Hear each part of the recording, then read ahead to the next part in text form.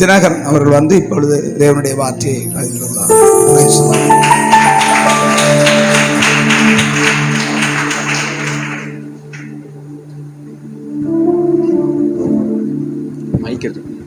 Mic எடுத்துக்கோங்க.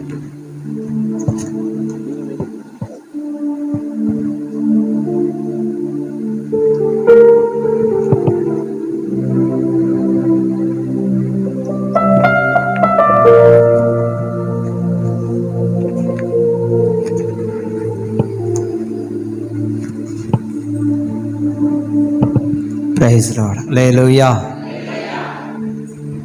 உங்கள் ஒவ்வொருவரையும் ஆராதனையினுடைய இந்த அருமையான வேளையில் நாங்களும் குடும்பத்தோடு கூட கலந்து கொண்டு சந்திப்பதில் மிகவும் சந்தோஷப்படுகிறேன். அல்லேலூயா.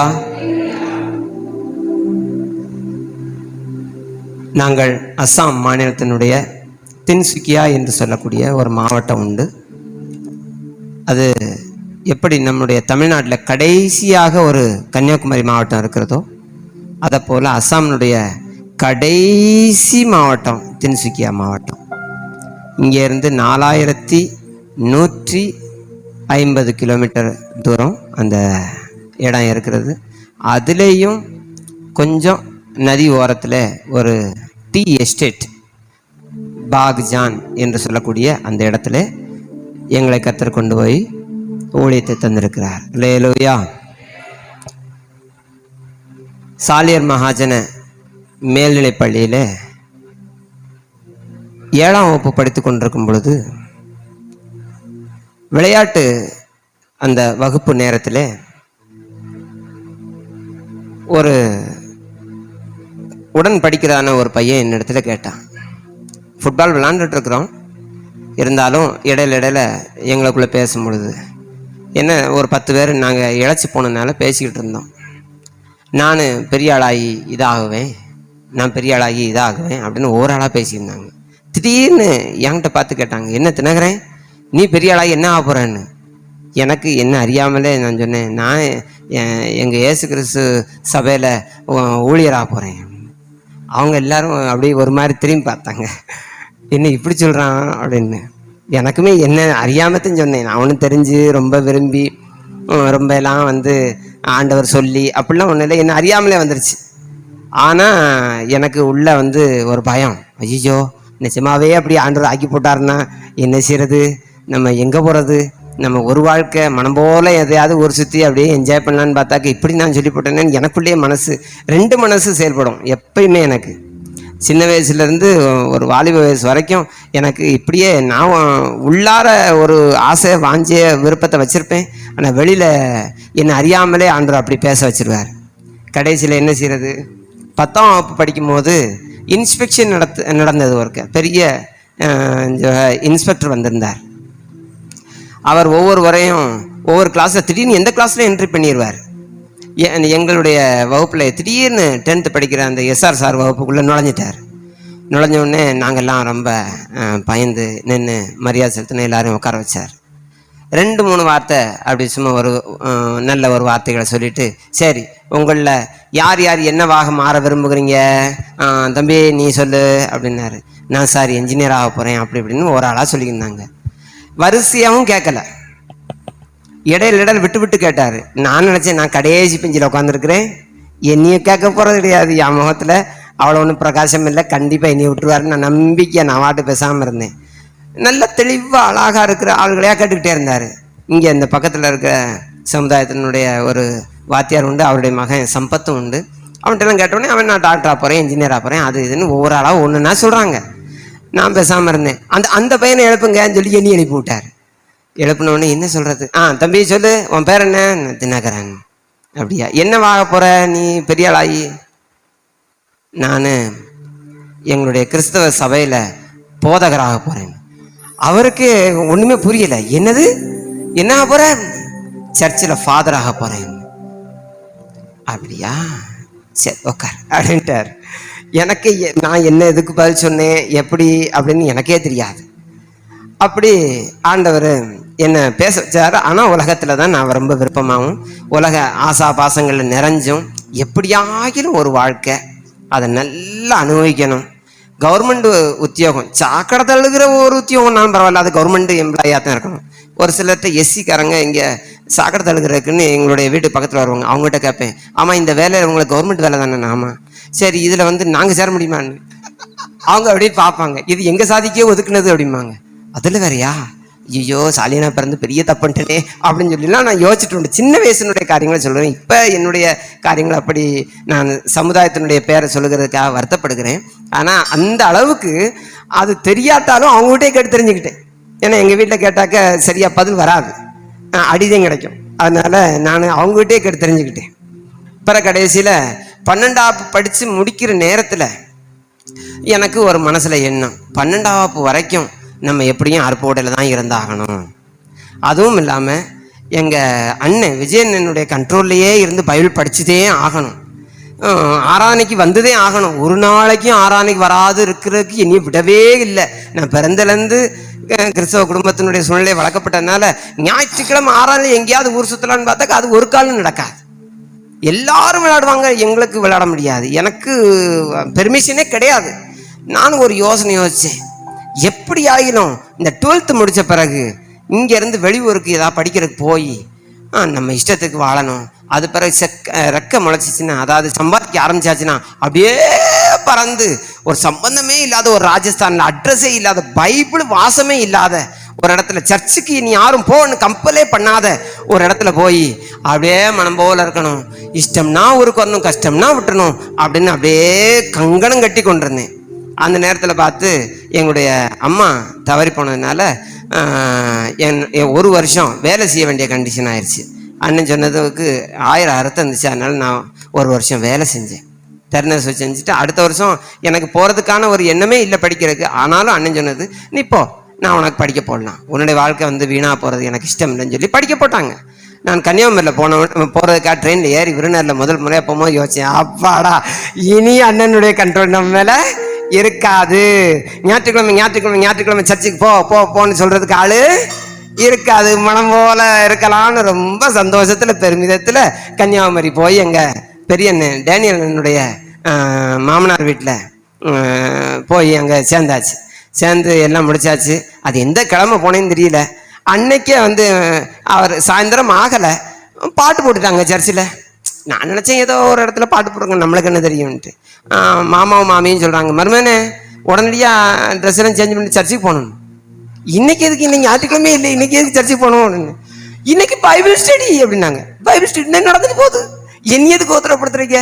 அது வாட்டுக்கு நடக்கணும்னா நாங்களாம் போடணும், நீங்களும் போங்க, என்ன எதுக்கு கூப்பிடுறீங்கன்னு. நாங்கள் போகிறோம், வீடு பூட்டணும், நீ உள்ளே இருந்தா எல்லாரும் என்ன சொல்லுவணும்? என்ன சொல்லுவானுமா? யாருமே ஒன்றுமே சொல்ல வேண்டாம், நான் வாட்டுக்கு வீட்டில் இருக்கேன், நீங்கள் போங்க அப்படின்னு சொன்னேன். அப்படியெல்லாம் சொல்லக்கூடாது, நீ நார்த் இந்தியா மிஷினரி டேனியல் பாஸ்டருடைய தம்பின்னு சொல்லி இந்த உலகத்துக்கே தெரியணும், அது தெரிஞ்சா என்ன, அதுவும் ஒரு ஒருத்தரமா சரி ரைட்டு அப்படின்னு தயாராகி போனா, அங்கே நான் சின்ன சபையிலேருந்து தப்பிச்சு போகலான்னா அங்கே கடல் மாதிரி பெரிய சபை. நான் 2 மணி நேரம் ஆறாதுன்னு என்னைக்குமே பாஸ்டர் தினகரன்னு சொன்னதும் இல்லை, இங்கே முன்னவான்னு கூப்பிட்டதும் இல்லை, ஒரு பாட்டு பாட வச்சதும் இல்லை, ஒரு வசனம் சொன்னதும் இல்லை. நான் வாட்டுக்கு அந்த தாத்தாக்கள் வரிசையில் சேரல அமைதியாக எப்படியோ உட்காந்து அப்படியே அமைதியாக இருப்பேன். அண்ணன் கவனிக்க, அண்ணன் ட்ரம்மில் இறங்கி ஆறாவது நடத்த ஆரம்பிச்சிச்சுனாக்கா மகிமைக்கு பேரும் நான், எனக்கு பிரச்சனை இல்லை. நான் வாட்டுக்கு பாஸ்டர் மகனே கூட்டிகிட்டு போய் வெளியில் விளாண்டுக்கிட்டு இருப்பேன், ஏன்னா சின்ன பையன். இப்போ பார்த்தா அப்படிலாம் ஒரு சான்ஸ் கிடையாது. என்னைய அந்த வயசுக்கு தக்கன சின்ன பிள்ளைகளை ஃப்ரண்ட்டில் உட்கார வைக்கிறாங்க, யூத்துக்களை. அதுக்கு பின்னாடி எல்லாமே ஒரு மிலிட்ரி மாதிரி நடக்குதுக்கு. இளம் வயசுக்காரங்களை அதுக்கு தக்கன உட்கார வைக்கிறாங்க, முதிர்ந்த ஐயாமார்களை பின்னாடி உட்கார வைக்கிறாங்க. ஒரு ஆளை கூட அங்கிட்டு தவறா மாற்றி உட்கார விட மாட்டேங்கிறாங்க. சர்ச்சில் பார்த்தாக்க 1000 CCTV கேமரா இருக்கிற மாதிரி எல்லாரையும் நீ கண்காணிக்கிறாங்க. நான் ஒளியறதுக்கு இடமே இல்லை, தப்பிச்சு போறக்கு வழியே இல்லை. நான் சொன்னேன், என்ன அந்த சபையிலேருந்து தப்பிச்சு நம்ம ஊர் சுற்றலான்னு பார்த்தா இது அதை விட பெரிய கொடுமையில வந்து மாட்டிக்கிட்டோமே அப்படின்னு சொல்லிட்டு நான் கடைசியில் இனி என்ன செய்யறது, மாட்டிக்கிட்டோமே, அட்மிஷனும் ஆயிடுச்சு, இனி ஞாயிற்றுக்கிழமை ஆறான வேற, இடையில ஸ்டடி வேறையா அப்படின்னு பார்த்தா பிறகு தெரியும் சனிக்கிழமை உபவாசிச்சப்ப வேற. ஐயோ 3 தரமா 3 வாரம் போக முடியாத, 1 வாரமே போயிட்டு இருக்கேனே அப்படின்னு பார்த்தா இடையில கன்வென்ஷன் வேற. அப்படின்னா என்ன செய்யணும், ரவும் பகலும் ஆராதனை செய்யறத ஒரே சோழியா? கடவுளே, நான் வாரத்துக்கு ஒருக்க போறதுக்கு அழுதேன், நீ போய் இந்த மாதிரி எடுத்துட்டீங்களே அப்படின்னு சொல்லிட்டு நான் என்ன செய்யறதுன்னு வழி இல்லாம பேசாம இருந்தேன். ஒரு நாளைக்கு என்னுடைய ஹோம்ஒர்க் பண்ணிக்கிருந்தேன். அந்த சபையை நடத்துற பாஸ்டர் எங்க வீட்டுக்கு கீழே அந்த பக்கம் இருக்கிற ஒரு இடத்துல வீட்டு ஜெப கூட்டம் நடத்துவார். எப்பயுமே நடத்துவார். அவரே புதுசாக கொஞ்ச நாள் தான் போஸ்டிங் ஆனதுனால ஒத்தையில் போய்கிட்டு இருக்கிற நேரத்தில் திடீர்னு அவருக்கு ஒரு யோசனை ஆண்டவர் தந்துட்டார். ஆமாம், டேனியல் பாஸ்டனுடைய தம்பி, அதுவும் பாதி டேனியல் தான், அவன் இங்கே மாமா வீட்டில் இருந்திருக்கானாமே, அவனை நம்ம ஏன் ஒத்தையில் போகிறப்ப அவனை கூட்டிகிட்டு போகக்கூடாதுன்னு ஆண்டவர் அவருக்குள்ளேயே போடணும். நான் வாட்டுக்கு பாவ சிந்தனைகள் நிறைஞ்சு மகிழ்ந்து கழிகூறி அப்படியே என்னுடைய ஹோம்ஒர்க் பண்ணிக்கிட்டு இருந்தா வெள்ளச்சி வந்தா இப்ப நான் இருக்கேன் அந்த கணக்கா வந்து அப்படி தேவதூதன் மாதிரி நின்னாரு. நான் மாமே பாஸ்டர் உங்க சந்திக்க வந்திருக்காரு அப்படின்னு. அவங்கள சந்திக்க வரல, ஒன்னியத்தையும் சந்திக்க வந்திருக்கேன். நான் என்ன செஞ்சேன், சீக்கிரம் ஹோம்ஒர்க்லாம் பிற செய்யலாம், நீ எடுத்து வச்சுட்டு வா, நம்ம கீழே வேலைக்கு போய் ஜெப கூட்டத்துக்கு போகணும். ஜெப கூட்டத்துக்கு நான் எதுக்கு வரணும்? நான் எங்கடா ஒளிஞ்சு பாவம் செய்யலான்னு இடம் பார்த்து எங்க வீட்டுல இருந்து நான் இங்க வந்தேன்னாக்க வாரத்துல 5 தடவை சர்ச்சுக்கு விசிட்டிங் பண்ணி சர்ச்சில் தான் குடியிருக்கிற மாதிரி இருக்கு. பாவம் செய்ய விட மாட்டேங்கிறீங்க, பரிசுத்தமாத்தான் சொல்லிட்டு இருக்கீங்க. நான் என்னதையும் செய்வேன். நான் பேசாம காதை அடைச்சிக்கலான்னா பரிசுத்த பாடல்களை பார்த்தீங்கன்னா பாடல் என்ன பாட்டு, என்ன பாட்டு, பயங்கரமான பாட்டு. ஒவ்வொரு பாட்டும் பாடி முடிக்க முன்னாடி நீ அழுக வச்சிரும். அவ்வளவு பயங்கரமான பாடல்கள், ஆவிக்குரிய பாடல்கள். காதடைச்சு இருக்க வழி இல்லை, சிந்தனையை காப்பாற்ற வழி இல்லை. எதுல? அசுத்தமான சிந்தனையில காப்பாற்ற வழி இல்லை, பரிசுத்தமான சிந்தனை புகுத்துது. அவ்வளவு பாட்டு. மறுரூபமாகவே மறுரூபமாகவே மறுரூபமாகவே வாஞ்சிக்கிறேன் இப்படி படிச்சுட்டு இருக்காங்க. நான் வாஞ்சிக்கலையே, நான் எஸ்கேப் ஆக விரும்புறேன். இங்க வந்து இந்த அவர் ஒரு ஆளு ட்ரம் வேற அடிச்சுக்கிட்டு இருப்பார், ட்ரம்லே சாஞ்சிக்கிட்டு அடிப்பார். ஐயோ கத்தாவே அப்படின்ட்டு லேசா அப்படி இப்படின்னா பின்னாடி மாமா வந்து ஒரு குத்து குத்துவார். என்ன என்ன என்ன, ஒண்ணும் இல்லை, தப்பிக்கவே முடியாது. வகையா வச்சு நட்டு போட்ட வச்சு டைட் பண்ண மாதிரி டைட் பண்ணி போட்டார் ஆண்டவர். பிறகு என்ன செய்யறது? அந்த பாஸ்டர் அதெல்லாம் பார்த்தவர், டேனியல் பாஸ்டர் தம்பினவனே நீ பாதி ஊழியக்காரன் நினைச்சுக்கிட்டு வா வா அப்படின்னு கூப்பிட்டு கிளம்பிட்டாரு. நான் என்ன சரி ஏன் அங்கே கூட்டத்துக்குலாம் ஆள் பத்தலையா, இன்னி கூட்டிகிட்டு போயிருக்காருன்னு நினச்சா அங்கே போய் சோதர பகுதியெல்லாம் முடிச்சு நம்மள ஆறுங்கதிரே சோதரே போம் அப்படின்னு சொல்லிட்டு இப்பொழுது லக்னோவில் ஊழியம் செய்கிறான்னு அருமையான நம்முடைய பாஸ்டர் டேனியல் அவருடைய தம்பி தினகரன் அவர்கள் ஆராதனை நடத்துவார்கள். ஆராதனையா? எனக்கு 5ஆவதனையே தெரியாதே, ஆராதனை எப்படியாப்பா தெரியும்? இது என்ன கொடுமையா இருக்கு? நான் இன்னைக்கு ஆராதனை நடத்துறேன். ஆராதனைக்கு இருக்கிறதே எங்க அண்ணன் விஜயன் எங்க பண்ண கம்பல்னால நான் ஓடிக்கிட்டு இருந்தேன். வீட்டை கதவு பூட்டிடுவாங்க, என்ன செய்யறது? இப்ப நானு ஆராதனையா? இனி பாஸ்டராக்க முட மாட்டீங்களோ அப்படின்னு சொல்லிட்டு பேசாம பாஸ்டர் அப்படின்னு அவர் கண்டுக்கலாம் மகிமைக்கு போயிட்டாரு. அப்படியே கண்ணை மூடிக்கிட்டு அவ்வளவுதானா? பாட்டு புத்தகத்தை அவர் பாடத்தை எடுத்தேன். பார்த்தா எல்லா பாட்டும் தெரியும், நம்மளுக்கு ஆயிரக்கணக்கான பாட்டு தெரியும். பாட்டு தெரியாது பாட்டுலதான் மயங்கியே சர்ச்சில் இருக்கிறது. எடுத்தா பாடினா அவங்கெல்லாம் உற்சாகப்படி என்னமோ பாஸ்டருக்கு ஒத்துழைக்கிற மாதிரி ஒத்துழைக்கிறாங்க. ஐயோ ஐயோ, என் சிந்தனை எல்லாம் தீமை பொல்லாங்கனாலே நிரம்பி அதுலயே வளர்ந்துட்டு இருக்கேன். எனக்கு ஆறாம் நடத்த சொல்லி நீ பாஸ்டர் ஆக்கிற முயற்சி பண்றாங்களேன்னு சொல்லி இப்படி ஒரு தலைகீழ யோசிச்சு இப்ப 2வது பாட்டு எடுத்து 3ஆம் பாட்டு எடுத்தா 6ஆவதுல அவங்க அந்நிய பாஷையில் சொல்லிட்டு இருக்கேன். நான் ரட்சிக்கப்படவும் இல்லை, ஞானசனம் எடுக்கவும் இல்லை, எதுவுமே பண்ணல. நானும் ரட்சிக்கப்பட்டு ஞானசனம் எடுக்க பிடிக்கவே இல்லாம நான் உட்காந்துக்கிட்டு இருக்கிறேன். என்கிட்ட முன்னாடி அவங்க அந்நிய பாஷை துள்ளி துள்ளி துள்ளி ஜெபம் பண்றாங்க. எனக்கு ஒன்றும் செய்ய வழி இல்லை. பிறகு அவங்கள மாதிரியே சோத்திரம் பண்ணி நாமள ஆரம்பிக்கிற சோத்திரம் பண்ணுவோம் அப்படின்னு சொல்லிட்டு கடைசியில் முடிச்சு பார்த்துட்டு நடத்துங்க அப்படின்னு. பாத்தீங்களா என்ன அழகா ஆராதனை நடத்துறாருன்னு. அது வேறையா, நான் நல்லா வேற நடத்துறேன்னா அப்படின்ட்டு ஒவ்வொரு வாரமும் இவர் நம்மோட வருவார். அச்சோ இப்படியே நம்மளை மாட்டி விடுறாங்களேன்னு நினைச்சிட்டு கடைசியில பார்த்தா ஒவ்வொரு வாரமும் நான் ஒழிச்சு ஓடவும் முடியாது. மாமிக்கு ரொம்ப சந்தோஷம். ஆஹா, என் மூத்த மருமகனும் ஊழியக்காரன், என் கடைசி மருமகனும் ஊழியக்காரன், அவங்களுக்கு சந்தோஷம் தாங்க பெருமையில வேற இறங்கிட்டாங்க. அப்படி வர்றவங்க போறவங்க சொல்ல வேற ஆரம்பிச்சிட்டாங்க. என் மருமன் இப்ப லேவ் படிக்க ஆனா வந்து அப்படி ஆறாம் நடத்துவாங்க. இப்படி சபையில வேற என்ன செய்ய போறாங்கன்னு பார்த்தா விபிஎஸ்க்கு லீடர் ஆக்கிட்டாங்க. நீ நான் சண்டே ஸ்கூலுக்கே உட்காராதவன். ஏசாயா அண்ணேன்னு எங்க சபையில ஒருத்தர் உண்டு. அங்க ஜான்சன் அண்ணேங்கிற ஒரு டேமரின்லாம் ரத்தம் கசிகிற அளவுக்கு டேமரின் அடிக்கிறவர் ஏசாயா அண்ணன் ஒரு சண்டே ஸ்கூல் டீச்சர்லாம் உண்டு. அவர்ல இனி பிடிக்க முடியாம எவ்வளவோ கஷ்டப்பட்டார். லாங்கு மீனை பிடிச்சலாம் என்னைய பிடிக்க முடியாது, எஸ்கேப் ஆகி ஓடிடுவேன். ஆனா இவங்க என்ன செஞ்சாங்க, என்னையவே விபிஎஸ் லீடர் ஆக்கி எனக்கு 10 பிள்ளைகளை தந்துட்டாங்க. அவங்களாம் சார் சார் சார் சார்னு. நான் எங்க போறது? எல்லாருக்கும் ஹோம்ஒர்க் பண்ணி எல்லா வசனம் தெரியும், எல்லாம் தெரியும். நான் விரும்பாட்டாலும் எங்கள் வீட்டில் போதிச்ச போதனை எங்கள் வீட்டில் நடந்து கொண்ட நடக்க ஆதியாமத்திலேருந்து வெளிப்படுத்தின விசேஷம் க்ளீனாக தெரியும். பாட்டு புதுசாக எந்த பாட்டு புதுசம்னா எந்த பாட்டுனாலும் க்ளீனாக தெரியும். ஒரு பாடியாச்சுன்னா போதும், அது அத்தனையும் உள்ள போயிடும்.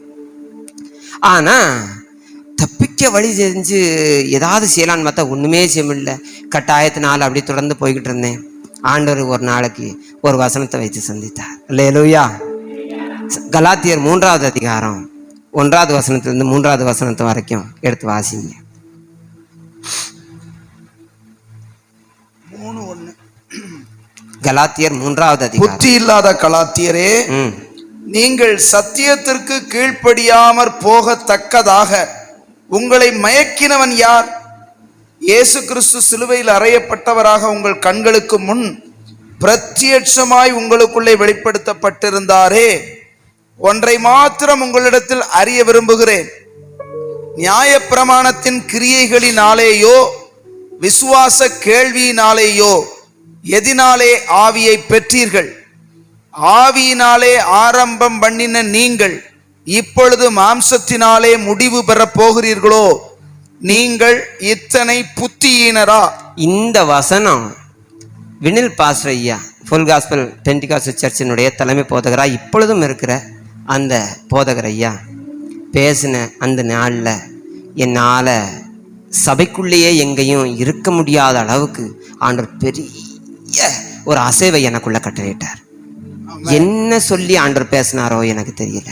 நீ இவ்வளவு தூரம் புத்தியினா, உனக்கு முன்பாக கண்ணில் பிரத்யட்சமாக உங்கள் வீட்டார்கள்லாம், உங்கள் அண்ணன்மார்கள்லாம், உங்கள் அக்காமார்கள்லாம் என்னை பற்றி தெளிவாக உனக்கு சொல்லி தரலையா? பரலோகத்தின் பாதையை உனக்கு காண்பித்து தரலையா? இந்த ஒரு வாழ்க்கையை தெய்வத்திடத்தில் ஒப்பு கொடுக்கணும்னு சொல்லி அவங்களாம் ஒப்பு கொடுத்து செய்யலையா? உன்னுடைய குடும்பத்தில் ஆண்டவர் செஞ்சிருக்கிற எவ்வளவோ மகிமையான கிரியைகள் உண்டு. இவ்வளவும் முட்டாளா நீ? இவ்வளவு புத்தியினா நீ? இவ்வளவு புத்தியினா இருந்தாலும் ஒருவன் குருடனா இருந்தா கூட அந்த வீட்டில் இருந்தால் தடவி தடவி ரட்சிப்பை கண்டுபிடிச்சிருவானே. நீங்க இப்படி ஆவியில ஆரம்பம் பண்ணி பிறந்ததுலேருந்தே நீ ஆவிக்குரிய சபைக்கு போகிறவனா இருந்து நீ கடைசியில் உலகத்துல சரீரப்பிரகாரமா ஒரு முடிவு அடையணும்னு சொல்லிட்டு நீ ஓடிக்கிட்டு இருக்கிறியே, எனக்கு ஒப்பு கொடுக்க மாட்டாயான்னு பேசுனா எங்க போறதுன்னே தெரியல. என்னைக்குமே பாட்டுக்கு மட்டுமே அழுது பாட்டு பாடுவேன். ஆராதிக்கிறதுக்கான ஒரு காரியம் இல்லை. பாடலுடைய மகிமை என்னால் தாங்கவே முடியாது. அது இப்பவும் அப்படித்தான், ஆரம்பத்துலேருந்து அப்படித்தான். பாட்டு பாடும்போது அழுது பாடுவேன். 6ஆம் நேரத்தில் கொஞ்சம் எல்லாம் லேசுவாசம் ஆராய்ச்சிட்டு அப்படியே இருப்பேன். ஆனால் செய்தியில் அன்னைக்கு அழுதது போல என்னைக்குமே அழுதலை.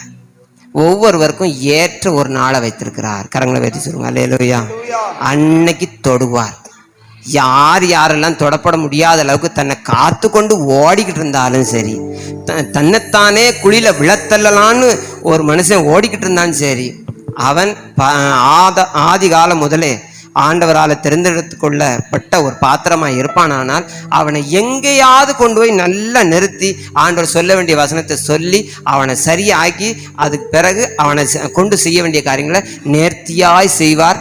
அதில் அவர் என்றைக்குமே தோத்து போகிறதே இல்லை. அல்லேலூயா. அதுக்கு நானே சாட்சியா இருக்கிறேன். நான் விரும்பவே இல்லை, என்ன அறியாமலே அன்னைக்கு கை வைத்து ரட்சிக்கப்பட்டேன். ரட்சிப்பை பெற்றுக்கொண்டேன். அன்னைக்கு தான் இயேசு கிறிஸ்து எனக்கு வேணும்னு நினச்சிக்கிட்டேன். இனி இவர் இல்லாமல் நான் போகக்கூடாது, வாழக்கூடாதுன்னு நான் முடிவு பண்ணி திட்டமான ரட்சிப்பை பெற்றுக்கொண்டேன். அதுக்கு பிறகு எனக்கு தான் ரொம்ப வெக்கம் இருக்குமே. அதனால நான் பரிசுத்தாவிய அபிஷேகம் காரியங்கள் எதுவுமே பெற்றாலும் மற்றவங்கெல்லாம் அந்நிய பாஷை பேசுகிற பார்த்து நான் சின்ன வயசுலேருந்தே பார்த்துக்கிட்டு இருக்கிறதுனால எனக்கு அது ஒரு சங்கடமாக இருக்கும். அதனால் நான் அதெல்லாம் கண்டுக்கிட மாட்டேன். அது ஆண்டவர் அறிஞ்சிருக்கிறதுனால மாமி வீட்டில் நான் ஒரு மாதத்துக்கு அனுசரித்து செப்டம்பர் மாதம் 9ஆம் தேதி நான் ஞானஸ்தானம் பெற்றேன். அண்ணன்லாம் வந்து ஃபோட்டோலாம் எடுத்தாங்க. அதுக்கு அடுத்து அக்டோபர் இல்லைன்னா நவம்பர், இந்த 2 மாதத்துக்குள்ள பக்கா நவம்பர் தான். அந்த நாளில் நான் ஜெபம் பண்ணிட்டு பைபிள் படித்து ஜெபம் பண்ணிட்டு படுத்து தூங்கிட்டு இருக்கும்போது ஆண்டவர் மகிமையான ஒரு தரிசனத்தை எனக்கு தந்தார். அல்லேலூயா. அப்படி ஒரு மகிமையான காரியத்தை நான் இதுவரைக்கும் அதுக்கு பிறகு ஒரே ஒரு நரகத்தை குறித்து கண்டனை ஒழிய அதுக்கு பிறகு அந்த மாதிரிப்பட்ட ஒரு காரியத்தை காணலை. மகிமையான ஒரு தரிசனத்தை தந்தார்.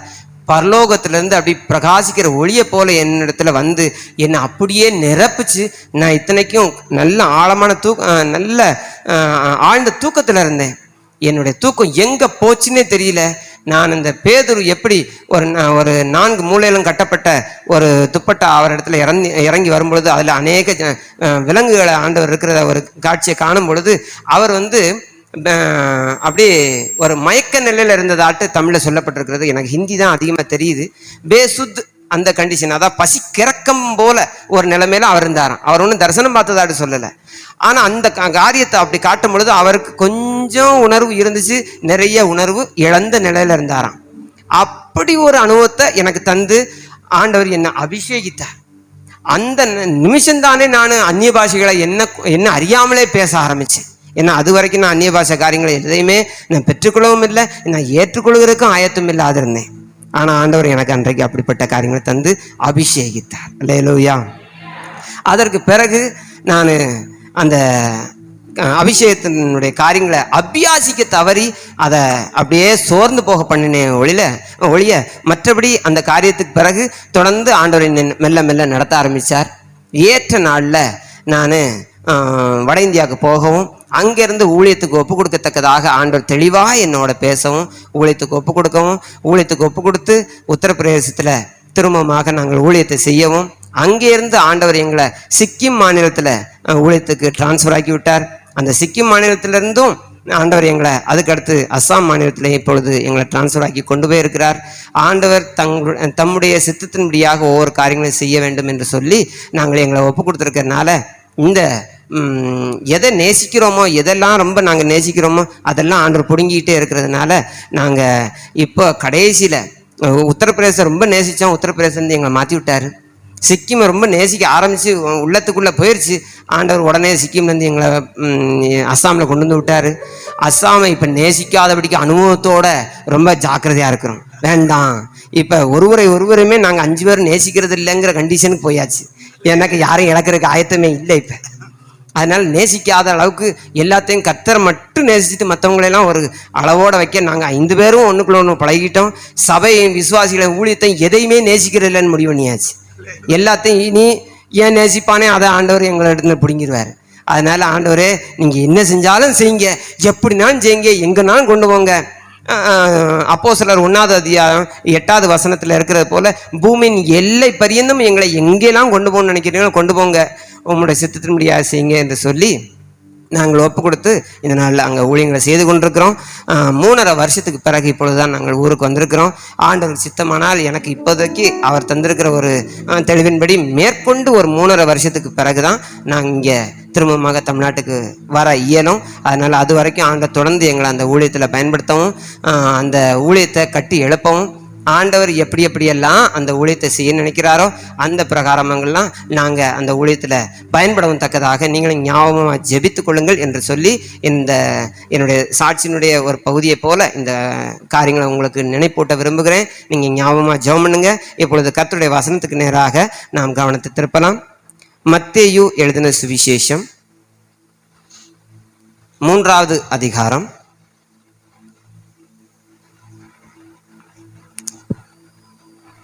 8வது வசனத்திலிருந்து 8, 9, 10 வசனங்களை நீங்க படிக்கணும். மனம் திரும்புதலுக்கு ஏற்ற கனிகளை கொடுங்கள். ஆபிரகாம் எங்களுக்கு தகப்பன் என்று உங்களுக்குள்ளே சொல்லிக்கொள்ள நினையாதிருங்கள். தேவன் இந்த கல்லுகளினாலே ஆபிரகாமுக்கு பிள்ளைகளை உண்டு பண்ண வல்லவராய் இருக்கிறார் என்று உங்களுக்கு சொல்லுகிறேன். இப்பொழுதே கோடரியானது மரங்களின் வேர் அருகே வைத்திருக்கிறது. ஆகையால் நல்ல கனி கொடாத மரமெல்லாம் வெட்டுண்டு அக்கினியிலே போடப்படும். அல்லேலூயா. இதெல்லாம் பரிச்சயமான வசனங்கள் தான். கடினமான ஒரு வியாக்கியான பிரசங்கம் இன்றைக்கு ஆண்டவர் உங்களுக்கு தரவில்லை.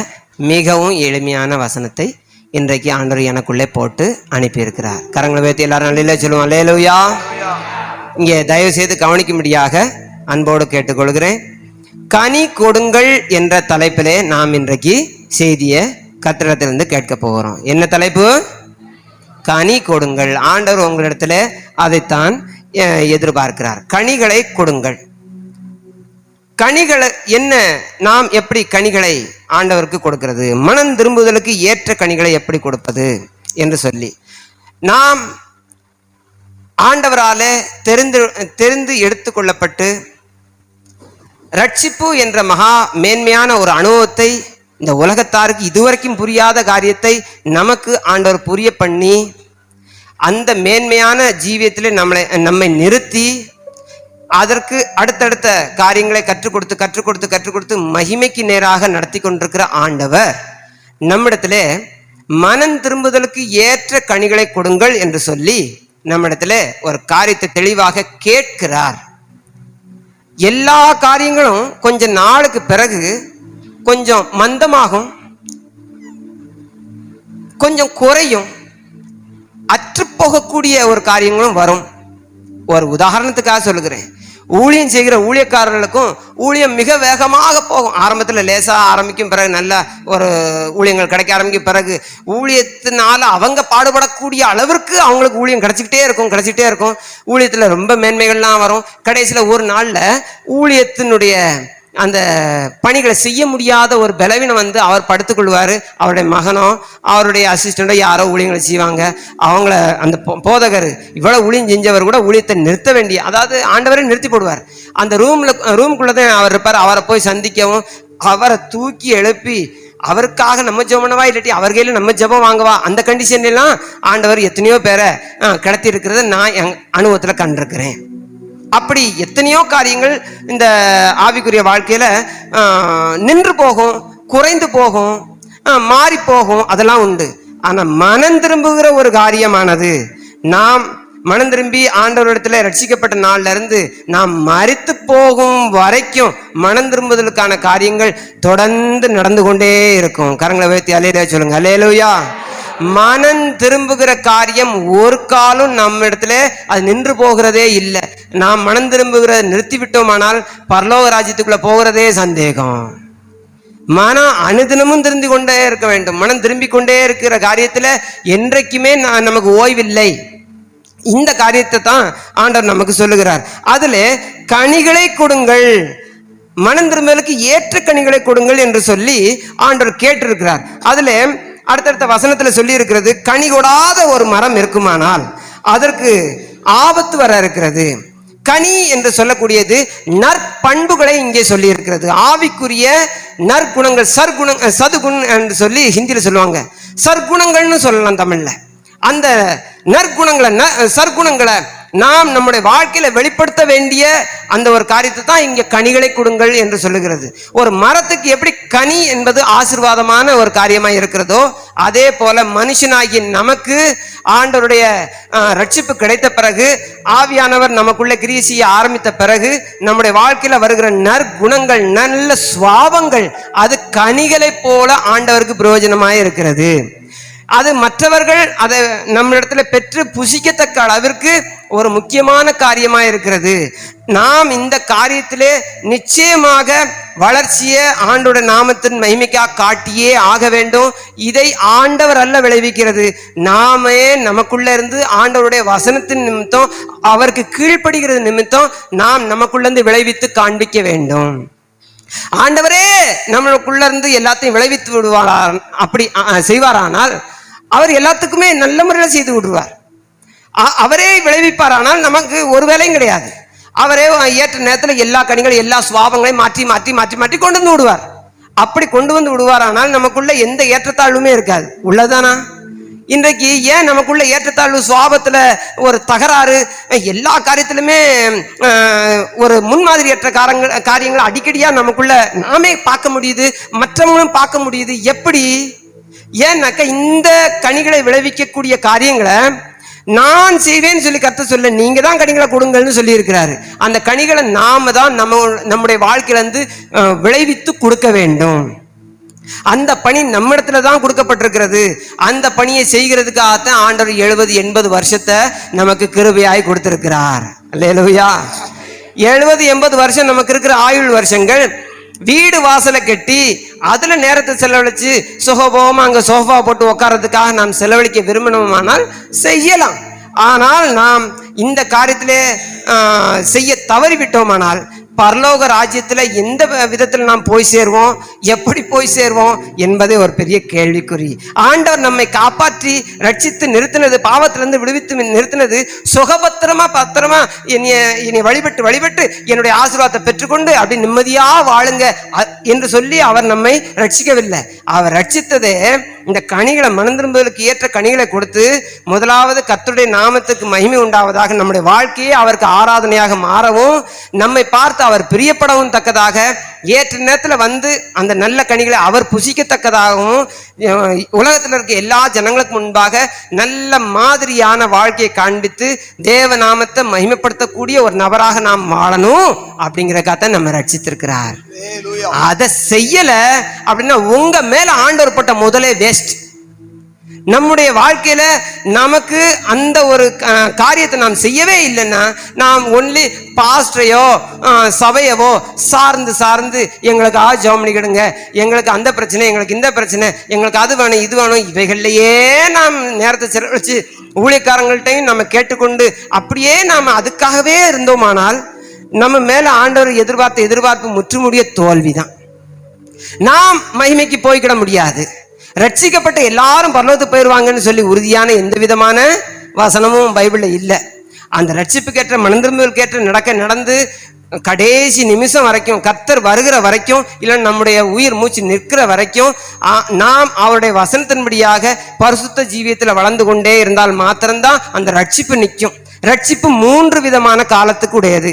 ரட்சிக்கப்பட்டோம், ரட்சிக்கப்படுகிறோம், ரட்சிக்கப்படுவோம். 3 காரியம்.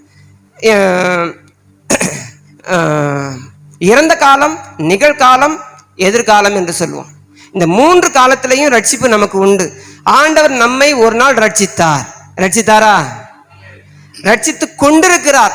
ஒவ்வொரு காரியத்திலும் நாம் மனம் திரும்பி அவரை போல சுவாபத்தை தரித்துக் கொள்வதற்கான இந்த கடுமையான ஒரு ஆவிக்குரிய ஜீவியத்துல நாம் வளர்ந்து கொண்டு இருக்கிறோம் என்று சொன்னால் நம்மை ஆண்டவர் ரட்சித்து கொண்டிருக்கிறார். நாம் இதே காரியத்தை அப்படியே ப்ராசஸா தொடர்ந்தேர்ச்சியை செய்து கொண்டே இருக்கும் பொழுது ஒரு நாள் கர்த்தர் வருவார். இல்லைனால் நம்முடைய ஆயுள் காலம் முடிவடையும் எதிர்பாராத விதத்தில். அந்த நேரம் வரைக்கும் நாம் இப்படியே ரட்சிக்கப்பட்டு கொண்டே இருந்தோமானால் மகிமையான அந்த ஒரு இடத்துல போகும் பொழுது நம்முடைய கிரியைகளுக்கு தக்க, ஆண்டவரோடு நாம் நடைபோட்ட அந்த நடைகளுக்கு தக்க, வசனத்துக்கு நாம் எந்த அளவுக்கு நம்முடைய வாழ்க்கையில இடம் கொடுத்து ஆவியானவரை நம்ம இசைந்து வாழ்ந்தோமோ அதற்கு ஏற்ப நாம் ரட்சிக்கப்படுவோம். அது கடைசியில உள்ளது. ஆக இந்த பிரகாரமா இருக்கிறதுனால நாம் அப்படியே ஏதோ வந்தோம் போனோம் என்று சொல்லக்கூடிய ஒரு அனுபவத்துல நாம் சபையில இருப்போமானால் வருகையில் எடுத்துக்கொள்ளப்பட மாட்டோம். திடீர்னு ஆண்டவர் கூப்பிட்டாருன்னா ஆயத்தம் இல்லாமல் காணப்படுவோம். ஆயத்தம் இல்லாமல் நாம் போனோமானால் நமக்கு சந்தேகம்தான். சபையிலிருந்து தான் நியாய தீர்ப்பை ஆரம்பிக்கும் என்று சொல்லியிருக்கிறார். நம்முடைய பரிசுத்த ஜீவியமானது, நாம் வாழுகிற பரிசுத்த வாழ்க்கையானது கர்த்தருடைய பரிசுத்த வசனமாகிய அக்கினியினாலே சோதிக்கப்படும் என்று சொல்லியிருக்கிறது. அந்த அக்கினி சோதித்த பிறகு எது அக்கினிக்கு தப்பி வருகிறதோ அதற்கு தக்கதான் நமக்கு ரட்சிப்பு கிடைக்கும். ஒரு புல்லையோ பூண்டையோ எதையோ நம்ம அக்னிக்கு முன்பாக போட்டோம்னா அதெல்லாம் பொசுங்கி போகும். ஆனால் வேற பெற்ற தங்கமும் வைரமும் வெள்ளியும் இது போன்ற உலோகங்களை நாம் அந்த அக்னியில் உட்படுத்தினோமானால் அது உருக்குலையுமே ஒழிய அது திரும்பமாக குளிர்ந்த பிறகு அது திடப்பொருளாக திரும்பமாக மிஞ்சும். இதே போல கர்த்தருடைய வசனம் நம்மை அங்கே அக்னி பரிசோதனை போன்ற ஒரு சோதனைக்கு உட்படுத்தும். அந்த சோதனைக்கு தப்பி வருகிறவர்கள் மாத்திரமே பரலோக பாக்கியத்திற்கு உரியவர்கள் என்று சொல்லி கருதப்படுவார்கள். எல்லாரையும் பிடிச்சு ஆண்டவர் பரலோகத்தில் உட்கார வைக்க போறதே இல்லை. மத்தேயு எழுதின சுவிசேஷத்துல அதே 6வது அத்தியாயத்துக்கு வாங்களேன்.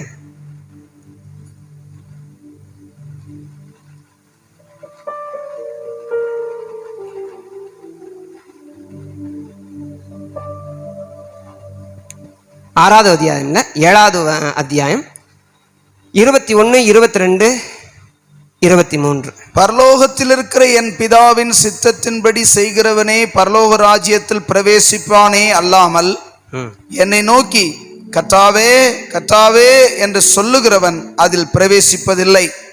அந்நாளில் அநேகர் என்னை நோக்கி, கர்த்தாவே கர்த்தாவே, உமது நாமத்தினாலே தீர்க்க தரிசனம் உரைத்தோம் அல்லவா? உமது நாமத்தினாலே பிசாசுகளை துரத்தினோம் அல்லவா? உமது நாமத்தினாலே அநேக அற்புதங்களை செய்தோம் அல்லவா என்பார்கள். அப்பொழுது நான் ஒரு காலம் உங்களை அறியவில்லை, அக்கிரம செய்கைக்காரரே, என்னை விட்டு அகன்று போங்கள் என்று அவர்களுக்கு சொல்லுவேன். இந்த வசனத்தை குறித்து ஆண்டவர் எனக்கு கற்றுக் கொடுக்கும் போது நான் ஆண்டவரிடத்துல கேட்டேன், ஆண்டவரே, பரலோகத்துல இடம் பற்றாக்குறையா? பரலோகத்துல இடம் பற்றாக்குறையா? இவ்வளவு தூரம் தேவ சித்தத்தின்படி செய்கிறவன் தான் அங்க வருவான். மற்றவர்கள் எல்லாரும் கதவு தட்டக்கூடிய நிலைமையில், அதாவது கதவு தட்டுறாங்கன்னா கதவு பூட்டி இருக்குன்னு அர்த்தம். அவங்க ஆண்டோடைய அந்த பரலோக வாசல்ல போய் நிக்கிறாங்க, கதவை தட்டுறாங்க, உள்ள இருந்து பதில் சொல்றாரே ஒழிய கதவை திறந்து பதில் சொல்லல. நாங்க தீர்க்க தரிசனம் சொன்ன ஆண்டவரேன்னு சொல்லும் பொழுது, நீங்க எங்க தீர்க்க தரிசனம் சொன்னீங்க? நீங்க சொன்னதெல்லாம் ஒரு தீர்க்க தரிசனமா? அதையும் போய் வெக்கம் இல்லாம சொல்ல வந்துட்டீங்க அப்படின்னு ஆண்டவர் மறுக்கவே இல்லை.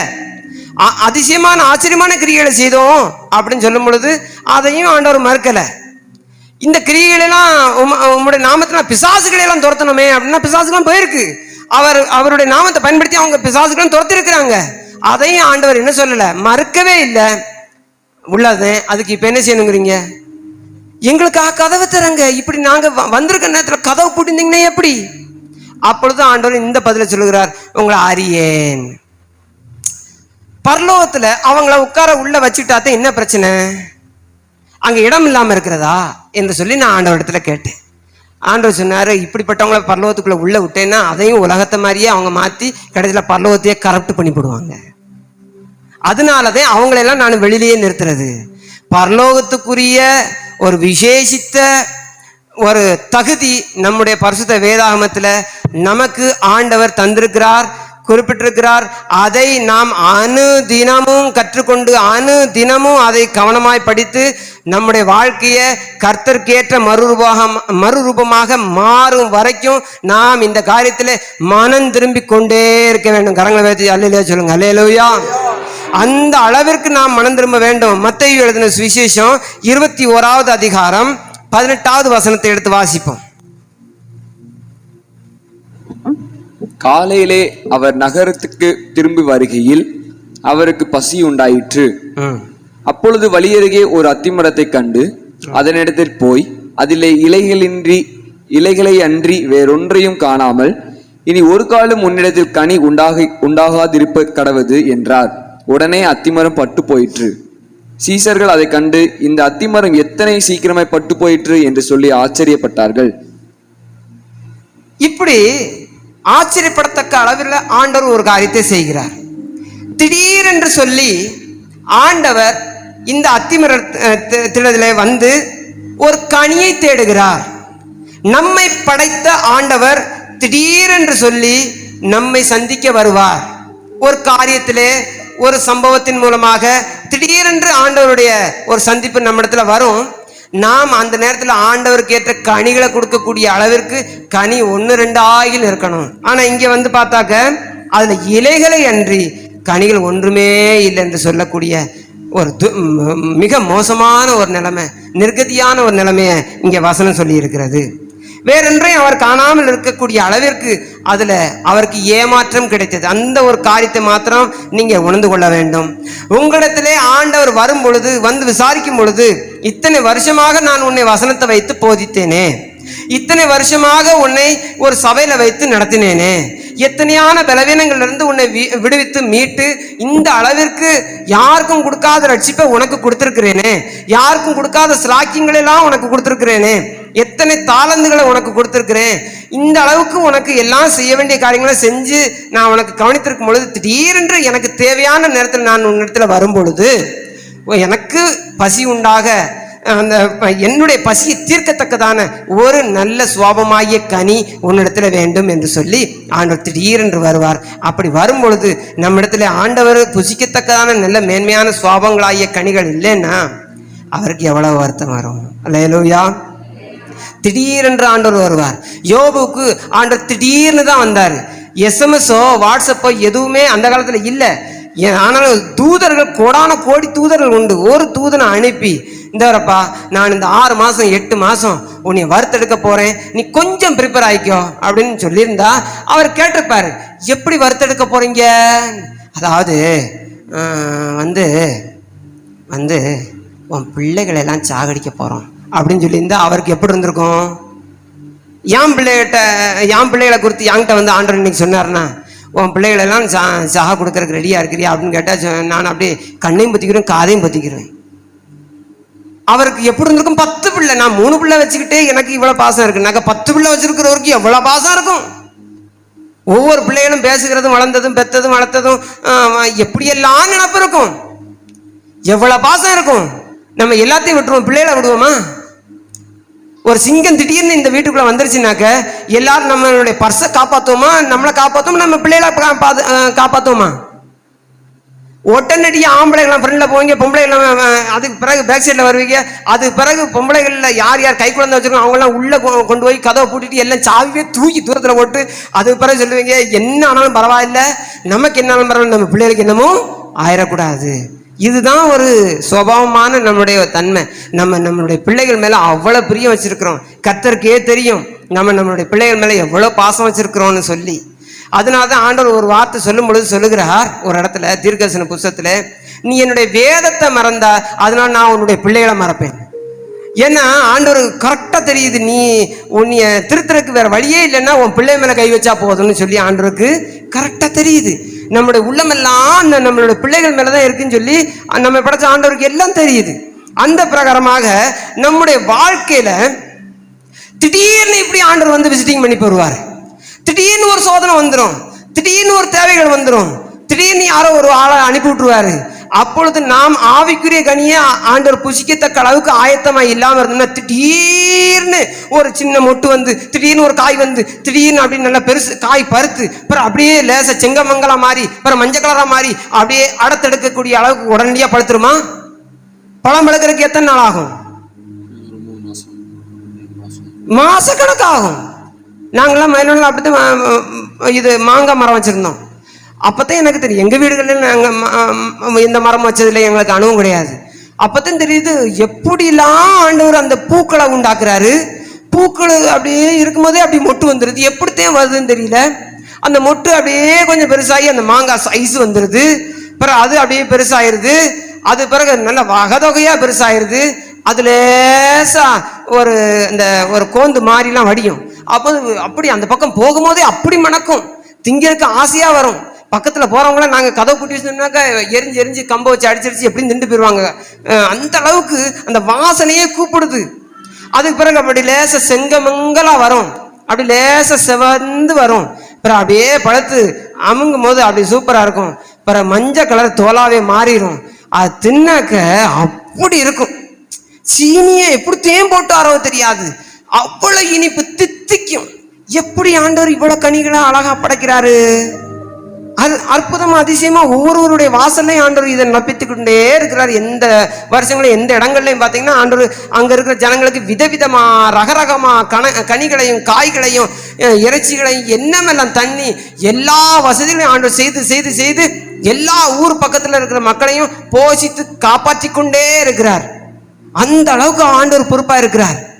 நாம் திடீரென்று ஒரு கனிகளை உற்பத்தி பண்ண முடியாது.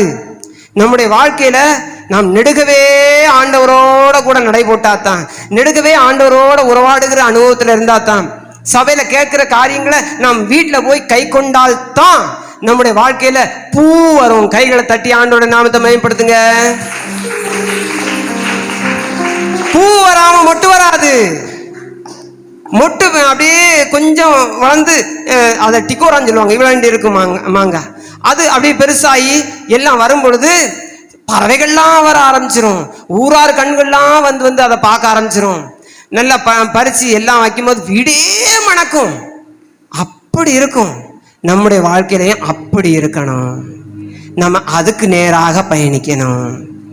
நம்முடைய வாழ்க்கையில ஆண்டவர் வரும்பொழுது பக்கத்துல வரும்பொழுது மாங்காய் மரத்துல நல்லா மாங்காய் காய்ச்சிருக்கும் போது பக்கத்துல போனாலே மணக்கும். மணக்குமா மணக்காதா? எங்க மரத்துல எல்லாம் மணந்துச்சு. ஒவ்வொரு ஜாதி அந்த பழத்துக்கு தக்கன ஒரு மனம், அதுலயும் வித்தியாசம் உண்டு. ஆண்டவர் இப்படி நம்முடைய வாழ்க்கையில திடீர்னு ஒரு விசிட்டிங் வரும் பொழுது நம்ம ஜீரோ கண்டிஷன்ல இருக்க கூடாது. இதே ஜீரோ ஸ்டேஜ். எத்தனையோ அவரோட வாழ்க்கையில கனிகளை பிறப்பிக்கிறதுங்கிறது ரொம்ப தூரம். மொட்டே கிடையாது, பூவே கிடையாது, வெறும் இலை, வெறும் கொப்புகள் தான். கொப்பு கொப்பா இருந்தா என்ன செய்ய? கொப்பை பறிச்சு ஆட்டுக்கு தான் போடணும். கனி கொடாத மரத்தை என்ன செய்வார் ஆண்டவர்? வெட்டி கீழே போட்டுருவாரு. வேலைக்காரனை ஊழியக்காரனாக்கிய அந்த வேலைக்காரன் இந்த மரத்தை இன்னும் 1 வருஷம் எரு போடுவோம், கொத்தி அப்படியே கொஞ்சம் கவனிப்போம்னு சொன்னாலும் ஆண்டவருக்கு அரகுரமான சாத்தியம் வருது. சரி போ, உன்னுடைய வேண்டுதல் நிமித்தம் நான் விட்டு தள்ளுறேன். ஆனா ஒரு கண்டிஷன், அதுக்கு பிறகு இது கனி கொடுக்கலன்னா ஓன் சொல்ற கேட்க மாட்டேன், வெட்டி சாச்சியே போடுவேன். இந்த அளவிற்கு ஆண்டவர் நம்முடைய வாழ்க்கையில கனிகளை எதிர்பார்க்கிறார். லூக்கா எழுதின சுவிசேஷம் 13வது அதிகாரம் எடுத்து வாசிங்க. 6வது வசனத்திலிருந்து 9வது வசனம் வரைக்கும். அப்பொழுது அவர் ஒரு உவமையையும் சொன்னார்.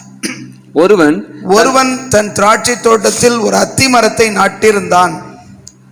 அவன் வந்து அதிலே கனியை தேடின போது ஒன்றும் காணவில்லை.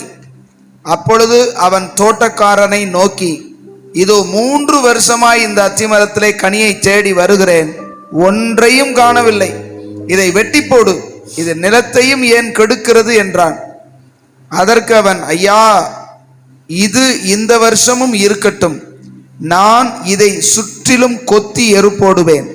கனி கொடுத்தால் சரி, கொடாவிட்டால் இனிமேல் இதை வெட்டி போடலாம் என்று சொன்னான் என்றார். எந்த அழகாக ஆண்டவர் இந்த காரியத்தை நமக்கு உள்ளாக விதைக்கிறார். ஆண்டவர் எப்படி சொல்லியிருக்கிறார்? ஏன் இந்த கனி கொடாது இருக்கிற மரம் இந்த நிலத்தையும் கெடுப்பானேன், சபையையும் கெடுப்பானேன்? அருமையான தேவனுடைய பிள்ளையே, நீ தேவனுடைய பிள்ளைங்கிறது எந்த சந்தேகமே இல்லை. ரட்சிக்கப்பட்டாலும் தேவனுடைய பிள்ளை தான், ரட்சிக்கப்படாம குடிகாரனா வேசிக்காரனா விபச்சாரனா இருந்தாலும் தேவனுடைய பிள்ளை தான். தேவன் உண்டாக்காத பிள்ளை இல்லாமல் வேறு சாத்தான் உண்டாக்கிய பிள்ளை இந்த உலகத்துல ஒரு பிள்ளையுமே கிடையாது. அதனால தேவ பிள்ளைகள் தான் எல்லாரும். ஆண்டவரை நாம புரிந்து கொண்டு ஏற்றுக்கொள்கிறோமா, தேவ பிள்ளைக்கு தக்கன லட்சணங்கள் அதுக்கு ஏற்ற கனிகள் கொடுத்து வாழுகிறோமா, அதுலதான் கடைசியில் நம்மளுக்கு கிடைக்க போற பிரதிபலன் இருக்கிறதே ஒழிய, கர்த்தர் நம்முடைய ஆண்டவர் தான் எல்லாரையும் இந்த உலகத்துல படைத்து அனுப்புகிறார். சாத்தா மனுஷனை படைக்கிற அந்த அளவுக்கு அவனுக்கு எந்த விதமான அதிகாரம் இல்லை. யாரையுமே அவன் படைச்சது கெடுத்திருக்கான். தோட்டத்துல, ஏதேன் தோட்டத்துல எத்தனையோ மரங்கள் இருந்துச்சு, எத்தனையோ காரியங்கள் இருந்துச்சு. ஆதாம் ஏவாள் எல்லாரையுமே ஆண்டவர் படைச்சு வச்சிருந்தாரு. யாரையுமே அவன் படைக்கல. ஆனா வந்து கெடுத்தது அவன் தான். அவனால் கெடுக்க முடியுமே ஒழிய, திருட முடியுமே ஒழிய, கொல்ல முடியுமே ஒழிய உருவாக்க முடியாது. உருவாக்குகிறவர் நம்முடைய கர்த்தராகிய ஆண்டவர் மட்டும்தான். அல்லேலூயா. நம்மை எல்லாரையும் படைத்திருக்கிறார். நம்மை ஆண்டவர் இந்த தோட்டத்திலே நாட்டி இருக்கிறார். தோட்டத்துல, அதாவது சபையில நாட்டின அந்த ஆண்டவருக்கு ஏற்ற கனிகளை கொடுத்து அவருக்கு மனதை மகிழ்வாக்க வேண்டிய நம்முடைய காரியத்தை நாம் செய்யாமல் இருக்கக்கூடாது. நம்முடைய வாழ்க்கையில எந்த கனிகள் வந்திருக்கிறது அதை ஊழியரை வச்சு ஒவ்வொரு வாரமும் ஆண்டவர் கவனிச்சு நடத்துவாரே ஒழிய குற்றம் பிடிச்சு காமிக்கிறதுக்காக அல்ல. நாம் நம்மையே ஆராய்ந்து அறிய வேண்டும். 1 கொரிந்தியர் 11வது அதிகாரத்துல நம்ம திருவந்தெடுக்கிற நாட்கள்ல மாத்திரம் முக்கியமா வாசிக்கிற அந்த வசனத்துல இருக்கிற நம்மை நாமே சோதித்து அறிந்தோமானால் நியாயந்திருக்கப்படும். அப்ப நம்மை நாமே ஒவ்வொரு நாளும் நியாயந்தித்து, என்னுடைய வாழ்க்கையில ஆண்டவர் திடீர்னு விசிட்டிங் பண்ணினாரானால் நம்முடைய வாழ்க்கையை வெட்டி போடத்தக்கதாக இருக்கிறதா? பரவாயில்லை, ஏதோ 1-2 நாளும் பரவாயில்லை, 5க்கு 2 பழுதில்லை அப்படின்னு சொல்லி விடக்கூடிய ஒரு கண்டிஷன்ல இருக்கிறதா, அதை நாம் பார்க்க வேண்டும். இந்த ஒரு நிலையானது மைனஸ்ங்கிற ஒரு நிலை. முன்னாடி இருக்கிறது ஏதோ ஒரு 0, இதோ மைனஸ். அந்த அளவிற்கு இது மகா மோசமான ஒரு கண்டிஷன். நல்லா வாங்கி வளர்ந்துருக்கு, நல்ல கிளைகள்லாம் விட்டுருக்கு, நல்ல இலைகள்லாம் முரட்டா நல்லா இருக்கு, எல்லாம் சின்ன சின்ன கிளைகளும் இருக்கு, எல்லாம் இருக்கு. ஆனா கனியலை காணல. நிலத்தை இங்க எடுக்குது, சும்மா இருக்க மாட்டேங்குது, சபையும் கெடுக்குது. நம்முடைய வாயின் வார்த்தைகளினால, நாம் பக்கத்தில் இருக்கிற விசுவாசிகளோட குண்டக்க மண்டக்க பேசுகிறதுனால, ஒழுங்கற்ற வார்த்தைகளை பேசுகிறதுனால நம்முடைய வாயின் வார்த்தைகளை அநேகரை கெடுக்குது. ஆண்டவர் திடீர்னு பார்த்து என்ன செஞ்சிருவாரு? வெட்டியே போட்டுருவாரு. கர்த்தர் ஒரு மரத்தை, ஒரு விசுவாசியை வெட்டி இந்த சபையை விட்டு அப்புறப்படுத்தப்படும் போது எந்த ஊழியக்காரனும் பிடிச்சு நிறுத்தவே முடியாது. சபையில் இருக்கிற நாம் தானே இங்கே கர்த்தரால கொண்டு வரப்பட்டிருக்கிறோம் என்பதை நீங்க விசுவாசிச்சீங்கன்னா, கர்த்தர் திரும்பி நம்ம இந்த சபையிலிருந்து மகிமைக்கு நேராக பரலோகத்துக்கு கொண்டு போகிற வரைக்கும் சபையில் இருக்கிற எந்த ஆத்மாக்களையும் கெடுக்காத விதத்துல நம்முடைய வாயில இருக்கிற வார்த்தைகள் இருந்து, செய்கிற செய்கைகள்ல இருந்து, நடக்கிற நடத்தைகள்ல இருந்து எல்லாத்துலயுமே நம்ம ரொம்ப கவனமா இருக்கணும். நீங்க உங்களால பக்தி விருத்தி அடைஞ்சு 4 ஆத்மாக்கள் வருதோ இல்லையோ, உங்களால இடல் அடைஞ்சு 2-3 ஆத்மா போச்சுன்னா அதுவே உங்களுக்கு ஐயோ. நம்ம செய்கிற சேட்டை எல்லாத்தையுமே பிசாசு ஒரு பெரிய ஆயுதமா பயன்படுத்திடுவான். பார்க்கிறவங்க பக்தி விருத்தி அடைகிறதுல ஸ்லோவா இருக்கிறவங்க இடர்ல ரொம்ப ஸ்பீடா இருப்பாங்க. சொல்லி சொல்லி புரியாத பக்தி விருத்திக்கான காரியம் சொல்லாமலே இடர்களுக்கு எதுவானது நச்சுன்னு புரிஞ்சிடும். எல்லா காரியங்கள்லையுமே நாம இடர பண்ணாத அளவுக்கு ஆயிலும் நம்மளுடைய வாழ்க்கையை காத்துக்கொள்ள வேண்டும். அதற்கு பிறகு நாம் அடுத்தவர்களுக்கு பக்தி விருத்தி உண்டாகக்கூடிய அளவிற்கும் நம்முடைய வாழ்க்கையை தரத்தை உயர்த்தி காட்ட வேண்டும். இதுதான் நாம் செய்ய வேண்டிய ஆண்டவருக்கு உகந்த பணிகள், ஆண்டவரோடு நடைபோடுகிற காரியங்கள். யார் ஒருவர் தன்னுடைய தனிப்பட்ட வீட்டில குடும்ப ஜெபத்தையும் தனிப்பட்ட ஜெபத்தையும் தனிப்பட்ட வேத வாசிப்பையும் சபைக்கு அடங்கி எல்லா ஊழியங்களையும் எல்லா காரியங்களையும் மனமோந்து வந்து கற்றுக்கொள்ளணுமே, கீழ்ப்படியணுமே, நாம மாறணுமே, நம்முடைய வாழ்க்கை மாறணுமேன்னு சொல்லி எப்பவும் தாகமா கவனமா இருக்கிறாங்களோ அவங்களுடைய வாழ்க்கையில் கண்டிப்பாக ஆண்டவருடைய ஆசீர்வாதங்கள் நிச்சயமா வரும். நான் உலக பிரகாரமான ஆசீர்வாதத்தை சொல்ல வரல. நீங்க உலக பிரகாரமா பணக்காரங்களா இருங்க, ஏழையா இருங்க, அது ஒரு பெரிய காரியமே இல்லை. நான் இந்த நாளில் சொல்லுகிறது ஆவிக்குரிய கனிகள் என்று சொல்லக்கூடிய நல்ல பண்புகள், ஆவிக்குரிய திவ்ய சுவாபங்களை மாத்திரமே சொல்லி இந்த நாளில் நான் முடிக்க விரும்புகிறேன். அதுக்கு அடுத்தாக ஒரு வசனத்தை எடுத்து படிப்போம். யோவான் எழுதின சுவிசேஷம் 15வது அதிகாரம் யோவான் 15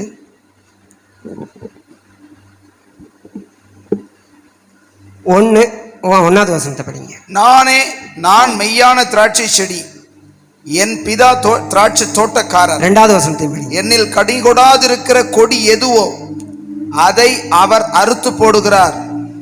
கனி கொடுக்கிற கொடி எதுவோ அது அதிக கனிகளை கொடுக்கும்படி அதை சுத்தம் பண்ணுகிறார். வெட்டப்பட்டு போகிற அனுபவத்தை குறித்து நாம் பார்த்தோம். இப்பொழுது சுத்திகரிக்கிறதுக்கான ஒரு கத்தரிப்பு வேலையை ஆண்டவர் செய்கிறது நாம் இங்கே பார்க்கிறோம். திராட்சை தோட்டத்திலே திராட்சை அந்த கொடிகளுக்கு மத்தியிலே சிசர்களை வச்சு அந்த சின்ன சின்னதெல்லாம் வெட்டி வெட்டி வெட்டி வெட்டி விடுவாங்க, நான் பார்த்துருக்கிறேன். அதற்கு மேலாக அந்த கிருஷி வேலையை குறித்து எனக்கு தெரியாது, நான் ரொம்ப பார்க்கல, கொஞ்சம் தான் பார்த்துருக்கிறேன். அதில் சில காரியங்களை கத்தரித்து விடுவார்கள். அது எதுக்கான அதிக கனிகளை கொடுக்கும்படியாக. நாம் இந்த நேரம் வரைக்கும் நாம கனிகளே கொடுக்காத ஏமாற்றமான ஒரு நிலைமையை ஆண்டவருக்கு தரக்கூடிய ஒரு வாழ்க்கை குறித்து பார்த்தோம். அது வெட்டப்பட்டு போகக்கூடியதும் அது அகற்றப்பட வேண்டிய காரியமாகவும் இருந்துச்சு. ஆனால் இப்பொழுது நாம் நம்முடைய வாழ்க்கையில அதிக கனிகளை கொடுக்க முடியும். அதாவது கொஞ்ச கனிகளை கொடுக்கிறோம் என்ற அர்த்தம். கொஞ்ச கனிகளை ஏதோ ஆண்டவருக்கு ஏற்ற வேலைகள்ல ஏமாற்றம் தராத அளவுக்கு தந்து கொண்டிருக்கிற வாழ்க்கை உடைய ஒரு சிலருக்காக இந்த வார்த்தைகளை ஆண்டவர் தருகிறார். அப்படிப்பட்டவர்களுக்கும் ஆண்டவர் ஒரு சில காரியங்களை, சோதனைகளை, வேதனைகளை, கஷ்டங்களை, காரியங்களை அனுமதிக்கிறார். அது எதற்காக? அப்பத்தே அந்த ஒரு சின்ன கத்தரிப்பு வேலை நடந்தாதான், சில ஆட்களை ஆண்டவர் வெட்டி விட்டாதான், சில ஆசீர்வாதங்களை கத்தர் வெட்டி விட்டாதான், சில மேன்மைகளை கத்தர் வெட்டி விட்டாதான் நீங்க கத்தரை சார்ந்து இன்னும் அதிகமா ஆவிக்குரிய கனிகளை பிறப்பிக்கத்தக்கான நிர்பந்தமான ஒரு நல்ல நிலைமைக்கு உட்படுத்தப்படுவீங்க. இல்லைன்னா 1-2 கனி அத்தோட நிற்கக்கூடிய ஒரு மோசமான ஒரு நிலைமைக்கு போயிருவீங்க. ஒரு சில கனிகளை மாத்திரம் விளைவித்துட்டு அப்படியே நிற்கிறதுக்கு அல்ல நம்மளை ஆண்டவர் அழைச்சது. பூரணமான நல்ல மேன்மையான மிகுந்த கனிகளை கொடுக்கவும், சுவை மிகுந்த கனிகளை கொடுக்கவும் தக்கதாகத்தான் நம்மை ஆண்டவர் மகிமையாக இந்த சபைக்கு கொண்டு வந்திருக்கிறார். அந்த காரியத்தில் நம்ம இடையிலே நின்றக்கூடாது. ஒரு வகுப்புல மாணவன் சேர்ந்த பிறகு நல்லா படிச்சுட்டு இருக்கும், திடீர்னு ஒரு காப்பரிச்சு முடிஞ்சோடனே அப்படி நின்ட்டான்னா அந்த சார் என்ன செய்வாரு? வீட்டுக்கு லெட்டர் போட்டு விடுவாரு, இல்லைன்னா பியூன் வழியா சொல்லி விடுவாரு, இல்லைன்னா பக்கத்துல இருக்கிற ஸ்டூடெண்ட்ஸ் கிட்ட சொல்லி விடுவாரு ஏன் ஸ்கூலுக்கு வரலன்னு. அந்த பிள்ளை திரும்பி வந்தா தொடர்ந்து படிக்கிறதுக்காக அதை நல்லா உற்சாகப்படுத்தி விடுவாங்க.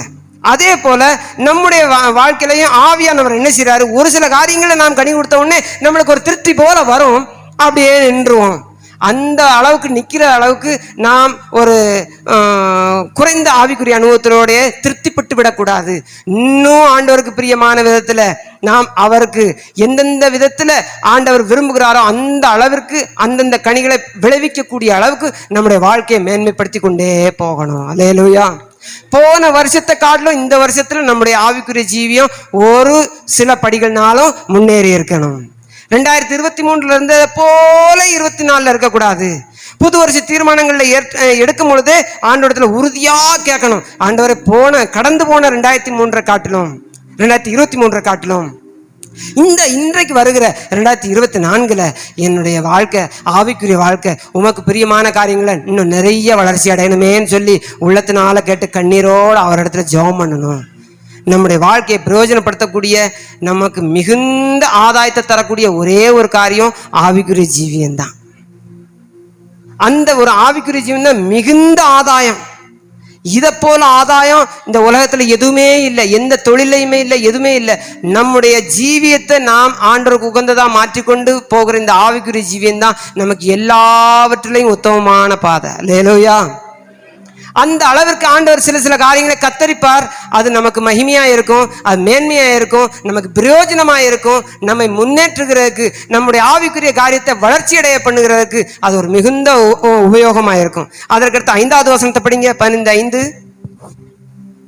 நானே திராட்சை செடி, நீங்கள் கொடிகள். ஒருவன் என்னிலும் நான் அவனிலும் நிலைத்திருந்தால் அவன் மிகுந்த கனிகளை கொடுப்பான். என்னை அல்லாமல் உங்களால் ஒன்றும் செய்யக்கூடாது. நான் அவனிலும் அவன் என்னிலும். ஆண்டவர் எப்படி சொல்லுகிறார்? இந்த அளவுக்கு ஆழமான உறவு ஆண்டவர் விரும்புகிறார். ஒரு செடியை எடுத்துக்கொள்ளுங்க, திராட்சை செடியை. அந்த கொடி எந்த அளவுக்கு அதுல இணைஞ்சிருக்கிறது, உள்ள இருக்கிற எல்லா சாரங்களையும் உறிஞ்சி எடுக்கக்கூடிய அளவுக்கு அது ஒட்டி இருக்கிறது. அது அதையே பேலன்ஸ் பண்ணி, அந்த தண்டை பேலன்ஸ் பண்ணியே அது தன்னுடைய வாழ்க்கையை ஓட்டுகிறது. காற்றடிச்சு மழையடிச்சு என்ன அடிச்சாலும் அந்த ஒட்டி இருக்கிற இடத்துல தான் ஒட்டி இருக்கிறது. எந்த சூழ்நிலை வந்தாலும் கர்த்தருடைய சபையை விட்டு விலகி போகக்கூடாது.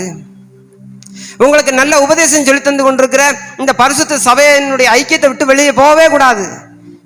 பாஸ்டனுடைய ஒரு காரியம், கடிந்து கொள்ளுதல் காரியம் வந்துச்சுனாக்க உடனடியா இந்த சபையிலேருந்து நான் வெட்டி போயிடுவேன்னு சொல்லி இந்த கொடி போச்சுன்னா, சரியான விதத்துல சரியான இடத்துல போய் ஒட்டிடுச்சுன்னா தப்பிச்சு, இல்லைன்னா வெட்டப்பட்டு ஒரு சில நாட்களுக்குள்ளாகவே உலர்ந்து போயிடும், காய்ந்து போயிடும். அது திரும்பி கனி கொடுக்கிற அனுபவத்துக்கு அல்ல, அடுப்புல போட்டு எரிக்கப்பட வேண்டிய மிக பரிதாபமான சூழ்நிலைக்கே தள்ளப்படும். கத்தர் ஒட்டி வச்ச செடியில என்ன செய்யணும்? நிலைச்சிருக்கணும். திடீர்னு பக்கத்து இருக்கிற அந்த கொடியிலேருந்து ஒரு முள் வந்து குத்திச்சுன்னா, உங்ககிட்டையும் தானே முள் இருக்கு, போய் குத்திட்டேன்னு சொல்லிட்டு உடனடியாக என்ன செய்யக்கூடாது? அந்த தண்டுலேருந்து உடனடியாக கட்டாகி வெளியில் போகிறதுக்கு முயற்சி பண்ணக்கூடாது. நம்முடைய பழைய ரட்சிக்கப்பட ஜென்ம சுவாபத்தை மாத்திரக்காகவே ஆண்டவர் ஒரு சிலரை அந்த சபையிலையும் வச்சிருப்பார். நம்முடைய ஊழியக்காரரே கூட ஆண்டவர் அப்படி கடினப்படுத்துவார். எப்படி ஆயிரும் நம்முடைய ஜென்ம சுவாபம் மாறணும். ஜென்ம சுவாபம் தான் நமக்கு மிகுந்த எதிரி. முதலாவது எதிரி சாத்தான், 2வது தான். சாத்தான்ல ஓயாம வந்து நமக்குள்ளேயே இருக்கிறது இல்லை. சாத்தான் இப்ப வர்றதே இல்லை நமக்குள்ள. ஏன்னா நமக்குள்ள ஆவியானவர் இருக்கிறார். அவரை துக்கப்படுத்தி வச்சிருக்கிறோங்கிற ஒரு பரிதாபமான கண்டிஷனை ஒழிய ஆவியானவர் இல்லாமல் இல்லை. ஆவியானவர் நம்ம என்ன செய்யணும்? அனல் ஊட்டி எழுப்பணும். அதுக்கு தான் இந்த கூட்டங்களை குறித்து, இந்த ஜெபத்தொட்டனுடைய கூட்டங்களை குறித்து இங்க சாட்சி சொன்னாங்க. அங்க போனா அங்க தேவ சமூகத்திலே இருக்கிறதுனால அங்க ஆவிய அனல் கொள்ளுது. அப்படிப்பட்டவர்களோட சேர்ந்து நம்ம பச்சை மரத்தை போல இருந்தாலும் அங்க பற்றி எரிகிற அந்த விறகுகளோட சேர்ந்து நமக்கும் என்ன செஞ்சிருது? அனல் கிடைச்சிருது, நம்மளும் பற்றி எரிய ஆரம்பிக்கிறோம். வாழமட்டை போல இருந்தாலும் அங்கேயும் என்ன செய்யுது? ஆக கடைசியில் தீப்பிடிச்சு எரிஞ்சு அதுவும் பற்றி பிடிக்குது. ஆண்டவர் நம்மை அந்த அளவுக்கு உறவிலே வைத்திருக்கணும்னு சொல்லிதான் நம்மளை படைச்சிருக்கிறாரு. இந்த உலகத்துல நம்மளை நடமாட விட்டது ஆண்டவர் மனம் போல தெரியுங்கன்னு இல்லை, இங்க இருந்தாலும் அவரோடே கூட நடமாடிக்கொண்டே இருக்க வேணும், அவரோட கூட உறவாடி கொண்டே இருக்க வேணும்.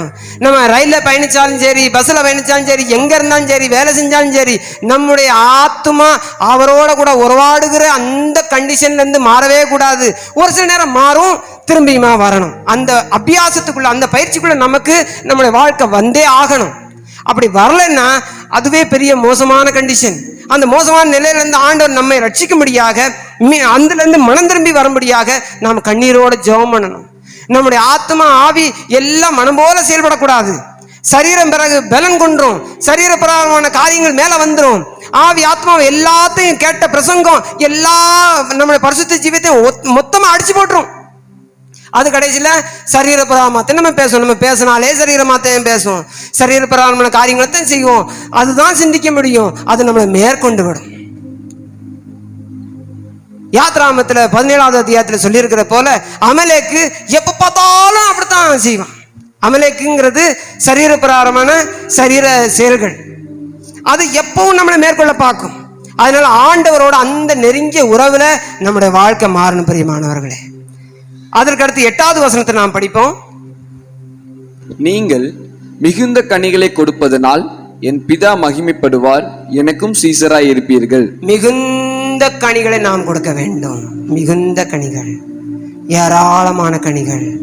நம்முடைய வாழ்க்கையில கனிகள், நல்ல திவ்ய சுவாபங்கள் பூத்து குலுங்கக்கூடிய அளவிற்கு நாம் அந்த கனிகளுடைய வெயிட் தாங்க முடியாம அந்த கொப்புகள்லாம் இப்படி லேசா குனிஞ்சிருக்கும் பார்த்தீங்களா, அந்த அளவிற்கு நம்முடைய வாழ்க்கை வயசு கூட கூட கூட கூட நம்முடைய வாழ்க்கையில கனிகள் வரணும்.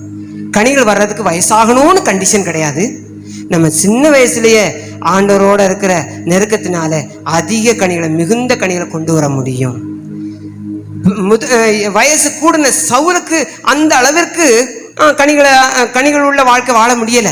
கர்த்தருக்கு விரோதமான செயல்களை செஞ்சு கர்த்தரால புறக்கணிக்கப்பட்ட ஒரு ராஜாவா இருந்தாரு. ஆனா வயசு குறைஞ்சிருந்த தாவீதால ஆண்டவரோட நெருக்கமாய் இருந்த காரணத்தினால கனிகளுள்ள ஜீவியத்தை ஜீவிக்க முடிஞ்சது. வயசு வித்தியாசமே இந்த ஆவிக்குரிய ஜீவியத்துல கிடையாது. வயசு ஆனா தான் கனிகள் வரும்னு கிடையாது. குறைஞ்ச வயசுலயே நம்ம ஆவிக்குரிய கனிகளுடைய அனுபவத்தை பெற்றுக்கொண்டு வாழ முடியும்.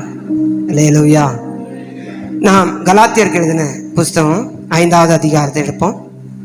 இந்த வசனத்தை வாசித்து நாம் நிறைவு செய்யலாம். 5வது அதிகாரம் 22, 23. ஆவியின் கனியோ அன்பு, சந்தோஷம், சமாதானம், நீடிய பொறுமை, தயவு, நற்குணம், விசுவாசம், சாந்தம், இச்சையடக்கம், இப்படிப்பட்டவைகளுக்கு விரோதமான பிரமாணம் ஒன்றுமில்லை. 9 விதமான கனிகளை இங்கே ஆவியானவர் எழுதி வைத்திருக்கிறார். இவைகள் மிக மிக மிக மிக மென்மையான காரியம். பரிசுத்த ஆவியானவரே நம்மோடு கூட இருந்து விளைவிக்கக்கூடிய ஒரு காரியம். அவரை அல்லாமல் நம்மளால ஒன்றும் செய்ய முடியாது. அவரோட இணைந்திருந்தால் நாம் மிகுந்த கனிகளை கண்டிப்பாய் கொடுப்போம். அவற்றிலிருந்து பிரிஞ்சிருந்து நம்ம ஒரு காரியத்தில் மேன்மையாக செய்ய முடியாது. அவரோட இணைந்திருந்து ஆவியானவரை நாம் துக்கப்படுத்தாமல் அவரோடு கூட நடை போட்டோமானால் நம்முடைய வாழ்க்கையில் இந்த ஆவிக்குரிய கனிகள் நிச்சயமாய் நம்முடைய வாழ்க்கையில வரும். இந்த கனிகள் நம்முடைய வாழ்க்கையில வந்தாகணும். இந்த கனிகள் உடையவர்களா நாம் மாறி ஆகணும். அந்த வாஞ்சை இன்றைக்கு ஆண்டவர் உங்களுக்குள்ள தருவாராக. இந்த அனுபவம் இது சின்ன டார்கெட் இல்லை. நமக்கு ஒருவேளை ஆண்டவர் 90 வயசு வரைக்கும் ஆயுள் காலம் வைத்திருந்தாரானால் அந்த 90 வருஷமும் நம்ம இந்த பிராக்டிஸ் தான் பண்ண போகிறோம். ஒரு வாரம் 10 நாள் இந்த கனிகள் ஒன்றும் வந்துடாது. நெடுகவே ஆண்டவரோட நடை போடணும். வசனத்தை படிச்சு படிச்சு படிச்சு நம்மை ஆராய்ந்து பார்த்து கொண்டே இருக்கணும். ஒவ்வொரு வாரமும் ஒவ்வொரு நாளும் ஆராதனைகளுக்குள்ள செய்திகளை வச்சு நம்மை ஆண்டவர் பக்குவப்படுத்தும் பொழுது அதை பிரயோஜனப்படுத்தி கொள்ளணும். அவைகள்லாம் இந்த நாளில் நான் வசனத்தை ஆயத்தப்படுத்தி வந்திருக்கிறேன். ஆனால் நான் என்னுடைய சொந்த அறிவில் பேசவே இல்லை. சொந்த அறிவில் பேசி நிற்கவே முடியாது. ஆண்டவர் ஆவியானவர் எனக்கு தந்த ஒரு சின்ன ஒரு பொறி உண்டு. அதை நான் தளலாக மாற்றி ஆண்டோட சமூகத்தில் நிற்கிறேன். ஆண்டவர் அறிந்திருக்கிறார். போன எங்களுடைய பிரியாவினுடைய ஊருக்கு போயிருந்தேன். அன்னைக்கு வெள்ளிக்கிழமை உபவாசிச்ச பண்ணி எனக்கு தெரியாது. நான் எப்பயும் போல பயண களைப்பில் தான் இருந்தேன். பெரிய ஆயத்தம் எதுவுமே இல்லாமல் இருந்தது. மச்சான் சொன்னார், நீங்கள் நான் பாடல் ஆறாக நடத்திட்டு கொடுப்பேன், நீங்கள் வசனம் சொல்லணும். சரி ஆண்டவரே, நான் வசனம் சொல்லணும். என்ன வசனத்தை சொல்ல? அப்படி காதில் சத்தம் கேட்டுச்சு. இந்த வசனம் ரோமர் 1:21 அவ்வளவு தெளிவாக கேட்டுச்சு. யாருக்காயிலும் பேசியிருப்பார். அவருடைய ஊழியம் அவர் பார்த்து கொள்ளுவார். ஆனால் தெளிவாய் பேசுகிறார். தெளிவாய் பேசுகிற ஆண்டவரோட நீங்கள் நடை போடணும். அந்த விருப்பம் உங்களுக்குள்ள வரணும். நீங்க கிறிஸ்தவ ஒரு சமுதாயம் போல ஒன்று உருவாக்கி அப்படி வாழுகிறதுனால மாத்திரமல்ல, கர்த்தரோட நெருங்கின அந்த உறவில், அதாவது செடியும் கொடியை போல எல்லா விதத்திலையும் அவருடைய சாரங்களையும் அவருடைய சத்துக்களையும் உறிஞ்சி எடுத்து வளரக்கூடிய அவருடைய சுபாவம், அவருடைய மனம், அவருடைய குணம் எல்லாவற்றையும் பிரதிபலிக்கக்கூடிய ஒரு வாழ்க்கை நம்முடைய வாழ்க்கையில் வருகிற வரைக்கும் நம்ம ஓய்ந்தே போகக்கூடாது. கர்த்தரிடத்துல போராடணும், போராடிதான் பெற்றுக்கொள்ளணும். நாம் நம்முடைய தரப்புல இருந்து ஆண்டவரேன்னு கேட்டு நம்ம உள்ளத்தை தாழ்த்தினாத்த ஆண்டவரும் இறங்குவார். வர்றவங்க போறவங்களுக்கெல்லாம் ஆண்டவர் ஆவிக்குரிய கனிகளை விளைவிக்கக்கூடிய அந்த மகிமையான மேன்மை யாருக்கும் தர மாட்டார். அது ஒன்றும் அவ்வளவு மலிவல்ல. ஆண்டவர் அந்த யாக்கோபு ஆசீர்வாதத்தை பெற்றுக்கொண்டாரு. பெற்றுக்கொண்ட பிறகும் அவர் ஆசீர்வாதத்தை முழுமையா சுதந்திரித்தவரா இல்லை.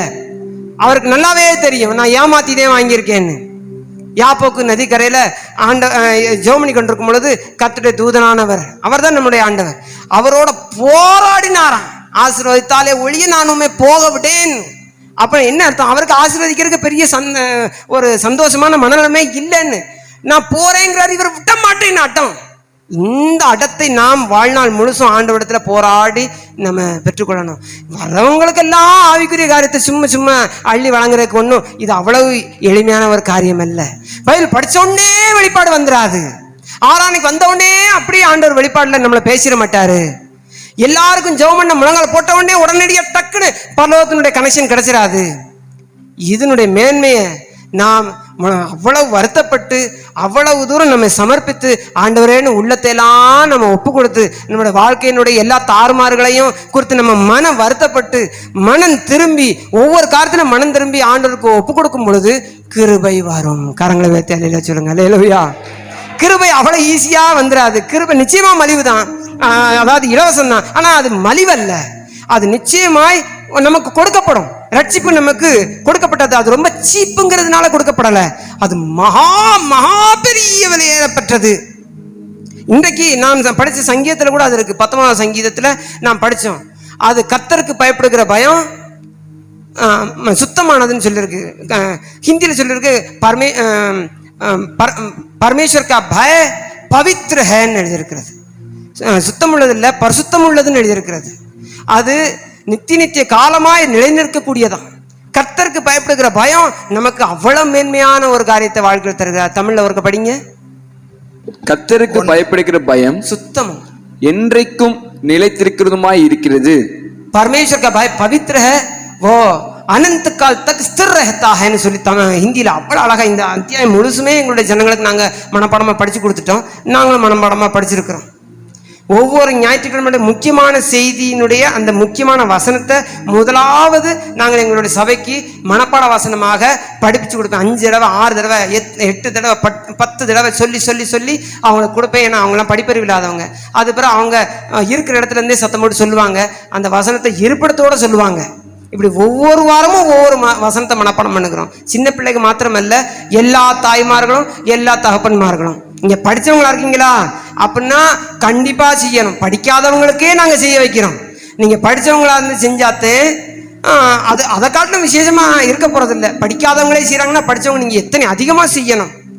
ஏன் அப்படின்னா போன வாரம் செய்தியை கேட்டா உங்களுக்கு தெளிவா தெரியாது, மறந்துடுவீங்க. கத்தி கத்தி தொண்டை கட்டியிருக்கும், யூடியூப் தேஞ்சிருக்கும், ஆனாலும் உங்களுக்குள்ள உள்ள போயிருக்கு. அது உள்ள போனது இங்கோட்டு போய் இங்கோட்டு வழியா வந்திருக்கும்.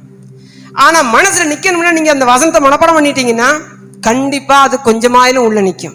அதுக்கு முந்தின வார வசனம் அதுவும் ஞாபகம் இருக்கணும். உங்களுடைய டைரியில் அது குறிப்பிட்டிருக்கணும். எத்தனை பேர் நோட்ஸ் எடுக்கிறீங்க, எத்தனை பேர் எழுதுறீங்கன்னு எனக்கு தெரியல. யார் பெண்ணும் ஓடுனது மாதிரி எனக்கு தெரியல. எங்களுடைய சபையில படிச்சது கொஞ்சம் பேர் தான். அவங்க அத்தனை பேரும் பெண் ஓடிக்கிட்டே இருக்கணும். படிக்காதவங்க அங்கிட்ட திரும்பவே கூடாது. ஆனா வெளி ஊருக்காரங்க வெளி மாநிலத்துக்காரங்களா இருக்கிறாங்க, அவங்க எங்ககிட்ட வாங்குற வசவு கொஞ்சம் நெஞ்சம் இல்லை. நான் என் சொந்த சபையை என் சொந்த குடும்பங்களை வைய முடியாத கண்டிஷன்ல இருக்கிறேன்.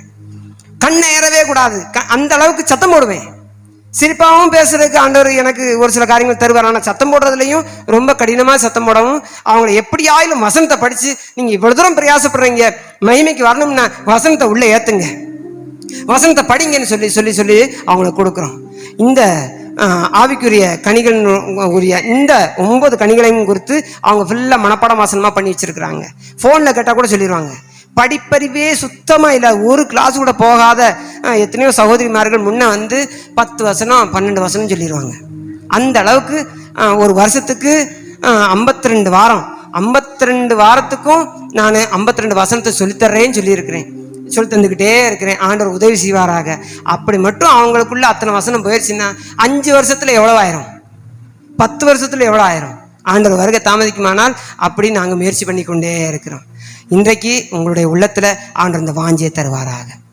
இன்றைக்கோட அந்த காரியத்தை மறக்கிறதுக்காக இல்லை, ஆவிக்குரிய கனிகள் உங்கள் வாழ்க்கையில வெளிப்படுகிற வரைக்கும் நீங்க ஒரு காலம் திருப்திப்படவே கூடாது. மிகுந்த வேதனையோட மனசுல, ஆண்டவரே என்னுடைய சுவாபம் மாறலையே, என்னுடைய ஜென்ம சுவாபம் இன்னும் அடிக்கடி தலை தூக்குதே, சோதனைகள் வருகிற நேரத்தில் நான் கசப்பான கனிகளை நான் தந்துடுறேனே. மிகுந்த கனிகள், நல்ல கனிகளை, சுவையான கனிகளை கொடுக்கறதுங்கிறது நான் எப்பப்பா படிக்க போறேன்? கசப்பான கனிகளை தந்துடுறேன், இல்லைன்னா கனி இல்லாத ஒரு நிர்பந்தமான நிலையில நான் உண்மை நிறுத்திடுறேன், இல்லைன்னா ஏமாற்றத்தக்க அளவிற்கு என்னுடைய வாழ்க்கை இருக்கிறது, நீர் வந்து பார்த்தீங்கன்னா ஒரு கனியும் இல்லாமல் ஏமாந்து போகிறீரே ஆண்டவரே என்று சொல்லக்கூடிய, உங்களை நீங்களே ஆராய்ந்து பார்க்கக்கூடிய ஒரு நிலைக்கு இந்த நேரத்தில் ஆண்டவர் உங்களை கொண்டு வருவாராக. எல்லாரும் முழங்காற்படியும் எல்லாரும் ஜெபம் பண்ண போகிறோம். ஒரு விஷயம் கூட ஆவியானவர் இடத்துல பேச போகிறோம். என்னுடைய வாழ்க்கை மாறணும், மனம் திரும்புதலுக்கு ஏற்ற கனி என்னுடைய வாழ்க்கையில காணப்படணும். ஜெபம் பண்ணுவோம். ஹல்லேலூயா. எல்லாரும் சத்தங்களை உயர்த்தி ஜெபம் பண்ணுவோமா?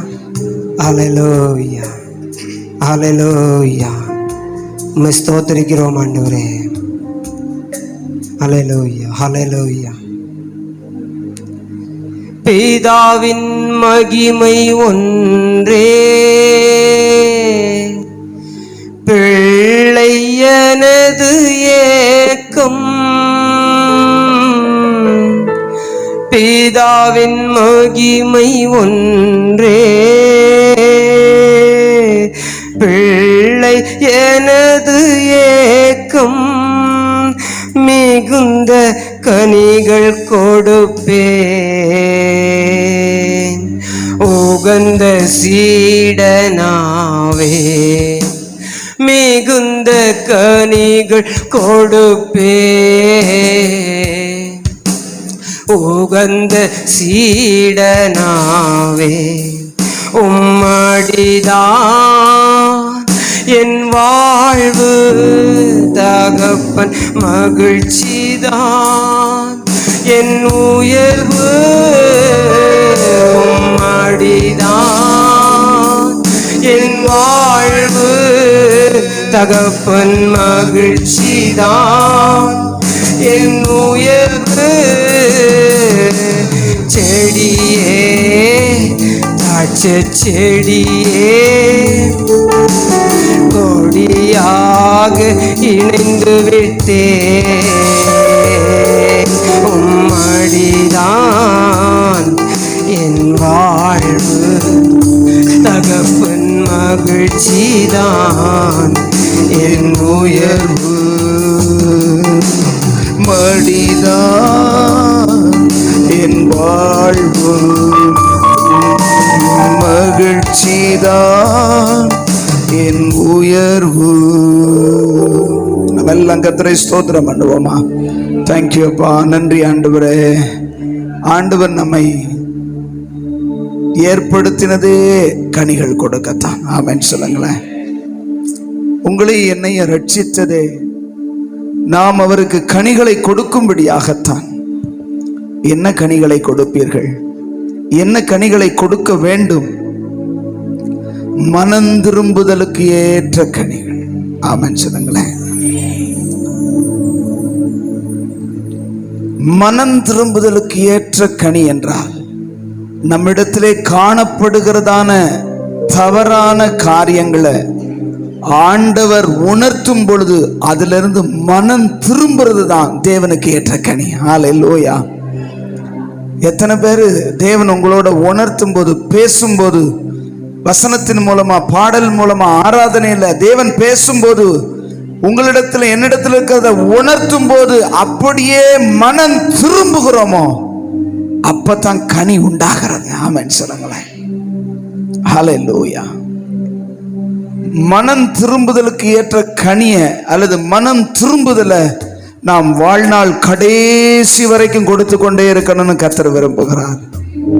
ஒவ்வொரு தேவ பிள்ளையும் ஊழியக்காரனும் மனம் திரும்பிக் கொண்டே இருக்கணும்னு ஆண்டவர் எதிர்பார்க்கிறார்.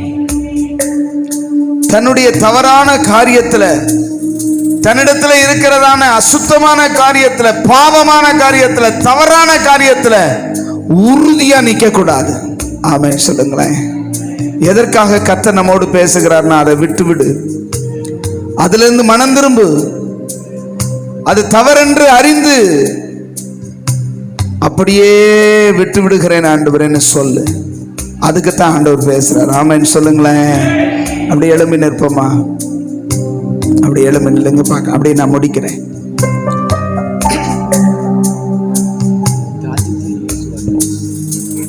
திராட்சை செடியே இயேசு ராஜா, திராட்சை செடியே இயேசு ராஜா,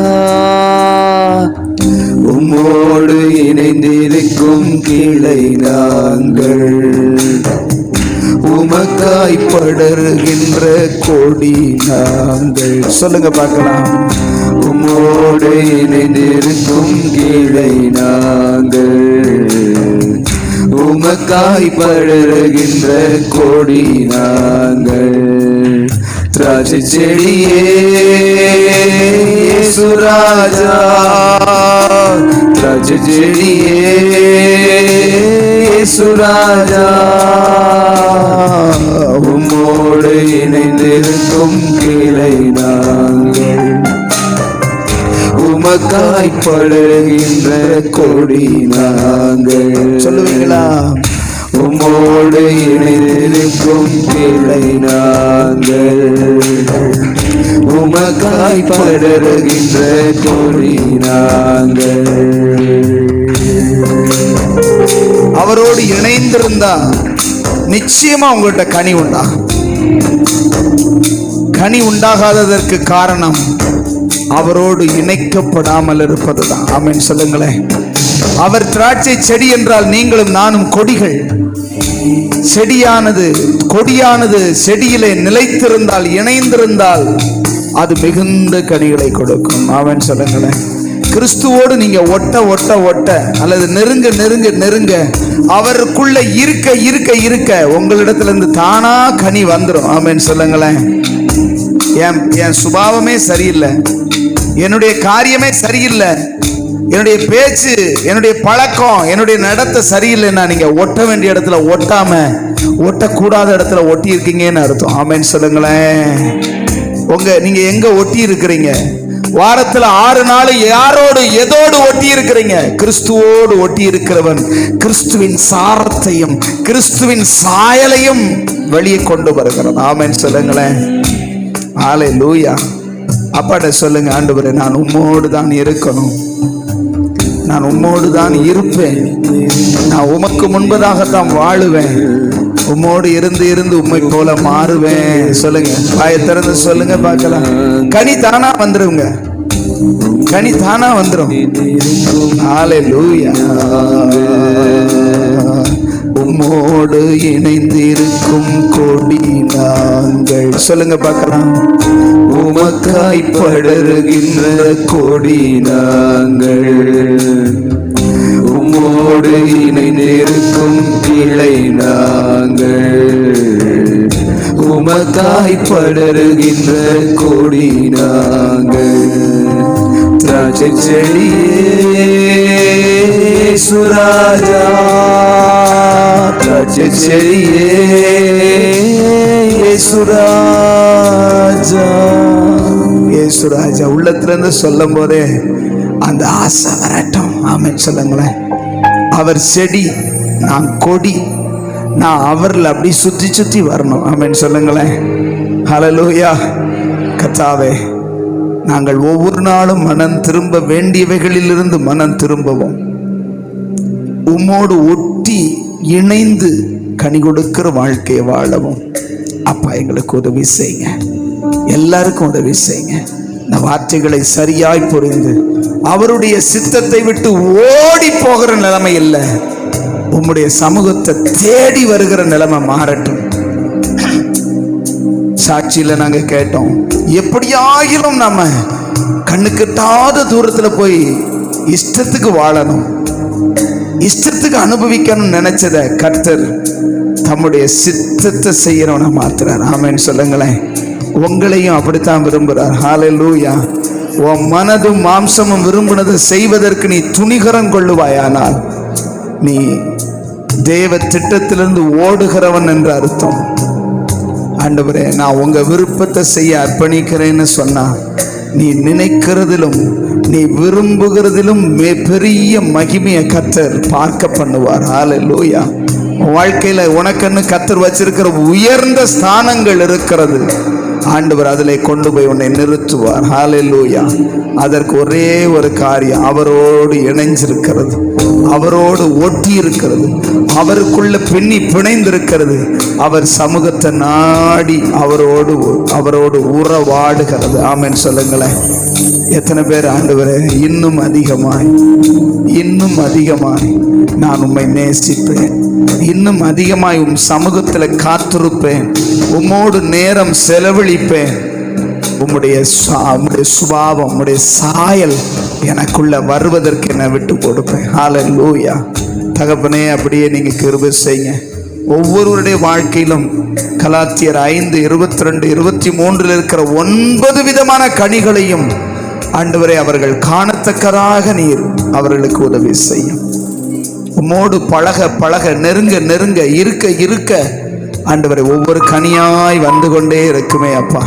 அப்படிப்பட்ட கிருபையை தந்தருளும், தொடர்ந்து நடத்தும். அருமை இரட்சகர் இயேசுவின் மூலம் ஜெபித்து ஜெயம் எடுக்கிறோம் நல்ல பிதாவே. என் ஆத்துமாவே கர்த்தரை ஸ்தோத்திரி, என் முழுவதுமே பரிசுத்த நாமத்தை ஸ்தோத்திரி. என் ஆத்துமாவே கர்த்தரை ஸ்தோத்திரி, கர்த்தர் செய்த சகல உபகாரங்களையும் மறவாதே. ஆமென், ஆமென். அல்லேலூயா, அல்லேலூயா. God bless you. Praise the Lord. Praise the Lord.